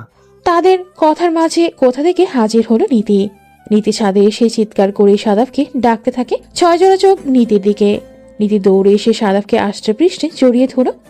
কান্না করতে করতে বলল, পারবো না তোমাকে ছাড়া থাকতে। আমি তোমাকে খুব ভালোবাসি। তুমি এই বিয়ে কিছুতেই করতে পারবে না। নীতি এমন সময় কোথা থেকে আসলো কেউ বুঝতে পারছে না। নীতি কিভাবে জানতে পারলো কাল সাদাফের বিয়ে? সবাই আকাশ পাতাল ভেবে যাচ্ছে। ছোঁয়ার দূরে দাঁড়িয়ে চোখের জল ফেলে যাচ্ছে। সাদাফ নীতিকে ধাক্কা দিয়ে দূরে সরিয়ে দিল। নীতির গালে কষিয়ে থাপ্পড় বসিয়ে দেয়। হুঙ্কার দিয়ে বলল, আমাকে জড়িয়ে ধরার সাহস কে দিয়েছে? তোকে এই বাড়িতে ঢুকতে দিল কে? তুই এখানকার ঠিকানা কোথা থেকে পেলি? সাদাফ সমস্ত রাগ নিয়ে নীতির গালে কষিয়ে থাপ্পড় বসায়। ফর্সা গাল নিমিষেই লাল রক্ত বর্ণের ন্যায় ধারণ করে। নীতি সাদাফের পা ধরে বলল, প্লিজ সাদাফ, আমাকে ক্ষমা করে দাও। আমি কিছুতেই তোমাকে ছাড়া বাঁচতে পারবো না। সাদাফ রাগের মাথায় নীতিকে লাথি দিয়ে সরিয়ে দেয়। চিৎকার দিয়ে বলল, তোর কাছে আমি এভাবে আকুতি মিনতি করেছি, তুই আর ভালোবাসার দাম দিসনি। তুই সেদিন বলেছিলি আমার মতো বেকার ছেলেকে কেউ বিয়ে করবে না। আমি তোকে নিজের জীবনের চেয়েও বেশি ভালোবাসতাম। আমি নীতি বলতে সাদা পাগল ছিলাম। তুই সেদিন আমাকে গ্রামের লোকজনের হাতে তুলে দিয়েছিস। করিম হাওলাদারের হুকুমে আমায় কতটা অত্যাচার করেছিল মনে নেই? আমি তোর পায়ে ধরে আমার ভালোবাসার ভিক্ষা চাইলাম। তুই এখান থেকে চলে না গেলে তোকে আমি খুন করব। ভেজা গলায় বলল, আমাকে যা শাস্তি দাও আমি মাথা পেতে নিব। আমি বাবার ভয়ে বিয়ে করতে রাজি হয়েছিলাম। আমি বিয়ে না করলে তোমাকে বাবা মেরে ফেলতো। আমি তোমাকে চোখে চোখে রাখতাম। আজ যখন জানতে পারলাম তুমি বিয়ে করছো, নিজেকে ঠিক আটকে রাখতে পারলাম না। আমি সবকিছু ছেড়ে তোমার কাছে ফিরে এসেছি। সাদাফ আরাফের দিকে গরম চোখে তাকিয়ে বলল, আরাফ, একে চলে যেতে বল। আমি নিজেকে অনেক কষ্টে স্বাভাবিক করেছি। নীতি আর 1 মিনিট দেরি করলে আমি ছাদ থেকে ফেলে দিব। অর্পি রাগী গলায় বলল, তোর সাহস খুব বেড়ে গেছে। তুই সোয়া সাদাবের বিয়ে ভাঙতে আসছিস? আমি থাকতে তুই এদের আলাদা করতেই পারবি না। ভালোবাসার মানুষ আলাদা হয়ে সে মানসিকভাবে মরে যায়। তোর জন্য সাদাব মরে গেছে। তুই যদি কিছু করতে চাস, আমার থেকে খারাপ কেউ হবে না। মেঘাকে উদ্দেশ্য করে বলল, মেঘা, তুই আর আমি ওর জন্য ঠিক আছি। হাতটা ধরে টানতে টানতে রাস্তায় নিয়ে যাব। মেঘাকে বলতে দেরি হয়েছে, মেঘা নীতির হাত ধরতে দেরি হয়নি। মেঘা নীতির হাত ধরতেই নীতি মেঘাকে থাপ্পড় বসিয়ে দেয়। আরাফ অর্পির মাথায় রক্ত উঠে যায়। আরাফ মারতে গেলে রঙ্গন আটকায়। অর্পি ইচ্ছা মতো থাপ্পড় দিতে থাকে। বিয়ে বাড়িতে উপস্থিত সবাই ছাদে চলে আসে। মেঘা অর্পি নীতিকে টানতে টানতে নিচে নামায়। ছোঁয়ার বাবা পুলিশকে ফোন করে। অবশেষে নীতির জায়গা হয় জেলখানায়। ছোঁয়া সাদাফকে নিজের সমস্ত শক্তি দিয়ে জড়িয়ে ধরে রেখেছে। ভালোবাসার মানুষকে হারানোর তীব্র ভয় মনের কোণে বাসা বেঁধেছে। সাদাফ ছোঁয়াকে শান্ত করার জন্যই ছোঁয়ার কপালে ভালোবাসার পরশ এঁকে দিল। ছোঁয়ার থেকে একটু দূরে দাঁড়িয়ে বলল, আর নিজেকে শান্ত কর। ছাদে সবাই চলে এসেছে। এভাবে কান্না করলে সবাই কি ভাববে? ছোঁয়া এদিক ওদিক তাকিয়ে দেখে ছাদ ভর্তি জনগণ। সকলের ঘুম ভেঙে গেছে। ছোঁয়ার মা বাবা ছোঁয়ার পাশে দাঁড়িয়ে আছে। ছোঁয়ার মা ছোঁয়াকে নিজের কাছে টেনে নিয়ে বলল, জীবনে অনেক ঝড় আসবে, সামান্য কারণে ঝরে পড়লে চলবে না। নিজেকে অনেক শক্ত করতে হবে। তোমার উচিত ছিল সাফাদের পাশে দাঁড়ানো। তুমি ভীতু হয়ে দূরে হাত গুটিয়ে দাঁড়িয়ে আছো। সাদাফ বিনয়ী স্বরে বলল, ছোঁয়ার সময়ের সাথে সবকিছু মানিয়ে নিতে পারবে। অনেক রাত হয়েছে, এইভাবে দাঁড়িয়ে না থেকে ঘুমাতে যাওয়া উচিত। ছোঁয়া তার মা বাবার সাথে ঘুমানোর জন্য চলে গেল। এক এক ছাদ থেকে সবাই চলে যেতে লাগলো। মুখে মুখে রটে গেল ছেলে আগে প্রেম করত, স্বভাব চরিত্র ভালো নয়। সেদিন ছোঁয়া সাদাফের কোনো আক্ষেপ নেই। লাল খয়েরি টুকটুকে গাউন পরে সাদাফের পাশে বসে আছে ছোঁয়া। গায়ে ভারী গহনা, ঠোঁটের কোণে জমে আছে হাসির রেখা। সাদাফকে খয়েরি রঙের শেরওয়ানিতে খুব সুন্দর দেখাচ্ছে। সাদাফ বারবার আর চোখে ছোঁয়াকেই দেখে যাচ্ছে। একে একে সবাই ফটো ফ্রেমে পিক রাখার জন্য পিক তুলতে বিজি। ছোঁয়ার সাথে কথা বলার সুযোগ হয়ে উঠছে না। পরিবেশ ভালোবাসার কোলাহলে পরিপূর্ণ। গান বাজনা বাজছে। মেঘা অর্পি আরাফ রঙ্গনের মাঝে তুমুল ঝগড়ার প্রতিযোগিতা চলছে। কেউ কাউকে হারাতে পারছে না। একটু ভিড় কমতেই সাদাফ ছোঁয়াকে ফিসফিস করে বলল, তোমাকে খুব সুন্দর লাগছে জান। তোমার দিক থেকে চোখ ফেরাতে পারছি না। তোমার মায়ায় হারিয়ে যাচ্ছি। তোমার কাজল কালো চোখে ভালোবাসার প্রশান্তি খুঁজে পাচ্ছি। সাদাফের কথায় ছোঁয়া কিছুটা লজ্জা পেল। হুট করে সাদাফ তাকে তুমি করে বলছে। ছোঁয়া বিনয়ী স্বরে বলল, আপনাকেও খুব সুন্দর দেখাচ্ছে। আমার চোখে আপনাকে সবসময় সুন্দর লাগে, তবে আজ অনেক সুন্দর লাগছে। কিন্তু আমার হিংসা হচ্ছে। সাদাফ ভ্রু নাচিয়ে বলল, আমাকে দেখে তোমার হিংসা হচ্ছে কেন? আমি তো মেয়ে মানুষ নই।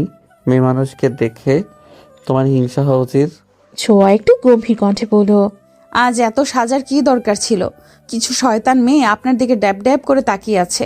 ইচ্ছে করছে তাদের চোখ তুলে ফেলতে। আমার স্বামীর দিকে তারা তাকাবে কেন? আমি শুধু দেখবো আমার স্বামীকে। বাবা, তুমি তো অনেক হিংসুটে। আমার দিকে কেউ তাকালে নিজেকে হ্যান্ডসাম বয় মনে হয়। সাদাফকে কিছু বলতে নিবে ঠিক তখনই অনেকে এসে হাজির। ভিড় ঠেলে চলে আসলো কাজী সাহেব, সাথে ছোঁয়ার বাবা সাদাফের কাকা। কাজী সাহেব বিয়ে পড়ানোর কাজ শুরু করলো। সাদাফ ছোঁয়া একে অপরে কবুল বলে শরীয়তের দৃষ্টিতে স্বামী স্ত্রীর পবিত্র বন্ধনে আবদ্ধ হলো। চিরদিনের জন্য একে অপরের হলো পূর্ণতা পেল তাদের ভালোবাসা। ছোঁয়া বাসর ঘরে সাদাফের জন্য অপেক্ষা করছে। সাদাফকে কিছুতেই বাসর ঘরে প্রবেশ করতে দিচ্ছে না আরাফ। রঙ্গন, অর্পি, মেঘা দুই জোড়া বাজ পাখির হাত থেকে কিভাবে ছাড় পাবে সাদাফ? আজ সারা রাত তাদের সাথেই আড্ডা দিতে হবে। তাদের এক দাবি, সাদাফ বাসর সেদিনই করতে পারবে যেদিন তারা বাসর করতে পারবে। আরাফ সাদাফের কাঁধে হাত রেখে বলল, মামা, তোকে বাসর ঘরে কিছুতে ঢুকতে দেওয়া যাবে না। তুই বাসর করবি, আমরা এখানে বসে বসে আমরা মশার সাথে যুদ্ধ করব? এমনটা হতে পারে না। অর্পি অট্ট হাসি দিয়ে বলল, সাদাব ভাইয়াকে আজ আপুর কাছে যেতে দেওয়া যাবে না। আপু আপনার অপেক্ষায় থাকতে থাকতে ঘুমিয়ে পড়বে। আপনাকে ভুল বুঝবে। আপনার জন্য খুব কষ্ট হচ্ছে। রঙ্গন সাদাফের পিঠে থাপ্পড় বসিয়ে বলল, মামা, তোর কষ্ট দেখে আমার চোখ ঝুলে ভরে উঠেছে। অশ্রুময় চোখ থেকে অশ্রু বন্ধ হচ্ছে না। আমার নয়নে জল নিবদ্ধ রয়ে আছে। শেষ তো সেদিন হবে যেদিন সাদাব ছোঁয়ার বাসর হবে। মেঘা আফসোসের সহিত বলল। আমি এক শর্তে তোকে বাসর ঘরে ঢুকতে দিতে পারি। সাদাফ আহত কণ্ঠে বলল। তোরা আমার ফ্রেন্ড নাকি শত্রু? তোদের এমন কাণ্ড কারখানা দেখে মনে হচ্ছে আমি তোদের বহুকালের চিরশত্রু। এভাবে আমাকে আটকিয়ে আমার বাসর মাটি করে দিচ্ছিস ভালো কথা। আমার জন্য ছোঁয়া অপেক্ষা করে বসে আছে, ছোঁয়ার দিকটা একটু ভেবে দেখ। মেঘা উত্তেজিত কণ্ঠে বলল। তুই আমার শর্ত মেনে নিলেই তোকে বাসর ঘরে প্রবেশ করতে দিব। তোকে আমার কিচ্ছু বলিনি। সাদাফ মিহি কণ্ঠে বলল। তোর আবার শর্ত কি? তুই কি আমার সাথে বাসর ঘরে যাবি নাকি আমাদের লাইভ টেলিকাস্ট করবি? মেঘা চোখ পাকিয়ে বলল। কুত্তা, আমার ঠেকা পড়ছে তোর বাসর দেখার। তুই আমাদের 4 জনকে মোট 8,000 টাকা দে। এক হাতে টাকা দিবি তো অন্য হাতে তোকে বাসর ঘরের চাবি দিব। সাদাফ মাথায় হাত রেখে বলল। তোরা আমাকে বিক্রি করে দে, আমার কাছে এত টাকা নেই। আমার বাসর করতে হবে না, আমি এখানেই বসে স্বপ্নবিলাস বাসর করব। রঙ্গন রাগী গলায় বলল। এসব আর ভালো লাগছে না, সাদাবকে ছোঁয়ার কাছে যেতে দে। গতকাল রাতে অনেক সমস্যা হয়েছে, এখন সাদাবকে এখানে আটকিয়ে রাখলে ছোঁয়া ফুল বুঝতে পারে। ছোঁয়া তো সাদাব বলতে পাগল। আমরা চাই না আমাদের জন্য তাদের সুন্দর জীবনে কোনো বাজে প্রভাব পড়ুক। মেঘা রঙ্গনের দিকে অগ্নি দৃষ্টিতে তাকায়। অগ্নি আগুনে পুড়িয়ে ফেলবে রঙ্গনকে। কর্কশ গলায় বলল। তুই দাদা টাইপের কথা বন্ধ কর। আমি তোর কথার সাথে একমত নয়। এত চিন্তা হলে টাকা দে আর এখান থেকে চলে যা। আমরা তোকে আটকে রাখতে চাইনি। রঙ্গন কিছুক্ষণ চুপ থেকে বলল। তোদের টাকা দিচ্ছি, তুই সাদাবকে যেতে দে। অবশেষে সাদাফ সাইকো ফ্রেন্ডদের থেকে মুক্তি পেল। রুমে প্রবেশ করতেই ছোঁয়া সাদাফের কাছে আসতো। সাদাফকে সালাম করার জন্যই ঝুঁকতে নিলেই সাদাফ ছোঁয়ার কাঁধ ধরে রেখে আটকায়। ভালোবাসার সহিত বলল। এসবের কোনো দরকার নেই। আল্লাহ ছাড়া কোনোদিন কারোর সামনে মাথা নত করবে না, আল্লাহর কাছে শুধু মাথা নত করবে। ছোঁয়া মাথা নাড়িয়ে সম্মতি দিল। সাদাফ ছোঁয়ার ওয়াশরুমের দিকে পা বাড়াতেই। বাড়ি শাড়ি গহনা পরে থাকার কোনো দরকার নেই, এসব খুলে ফেলে আর কষ্ট করতে হবে না। ছোঁয়া ড্রেসিং টেবিলের বড় আরশির সামনে বসে বসে ভারী গহনা খুলল। সাদাফ ফ্রেশ হয়ে এসে ছোঁয়াকে তার কাছে সাহায্য করল। ছোঁয়াও ফ্রেশ হয়ে আসতো। ছোঁয়া সাদাফের বুকে মাথা রেখে বলল। আমি আপনার এই বুকে মাথা রাখার জন্য আল্লাহর কাছে সব সময় দোয়া করতাম। আজ আল্লাহ আমার দোয়া কবুল করেছে। আমি চাই আমাদের শুরুটা নামাজ দিয়ে হোক। আমরা দুজন একসাথে সালাত আদায় করব এখন। ছোঁয়ার এমন ভালোবাসার উক্তিতেই সাদাফ খুব খুশি হলো। সাদাফ ছোঁয়ার কথার সাথে একমত হলো। দুজনেই একসাথে 2 রাকাত সালাত আদায় করলো। সাদাফ অতিরিক্ত আরো 2 রাকাত সালাত আদায় করলো। সাদাফ মোনাজাতে বসে মা বাবার জন্য দোয়া করলো। সালাত আদায় শেষে ছোঁয়ার কাছে আসতো। ছোঁয়ার কপালে ভালোবাসার পরশ এঁকে বলল। আমাদের অন্যরকম প্রেম কাহিনী চিরদিন রটে যাবে কিছু মানুষের হৃদয়ে। সমাপ্ত। নিয়মিত গল্প পেতে আমাদের সাথে থাকুন। বেশি করে কমেন্ট এবং লাইক করুন, তাহলে পরবর্তী গল্পগুলো খুব তাড়াতাড়ি আসবে।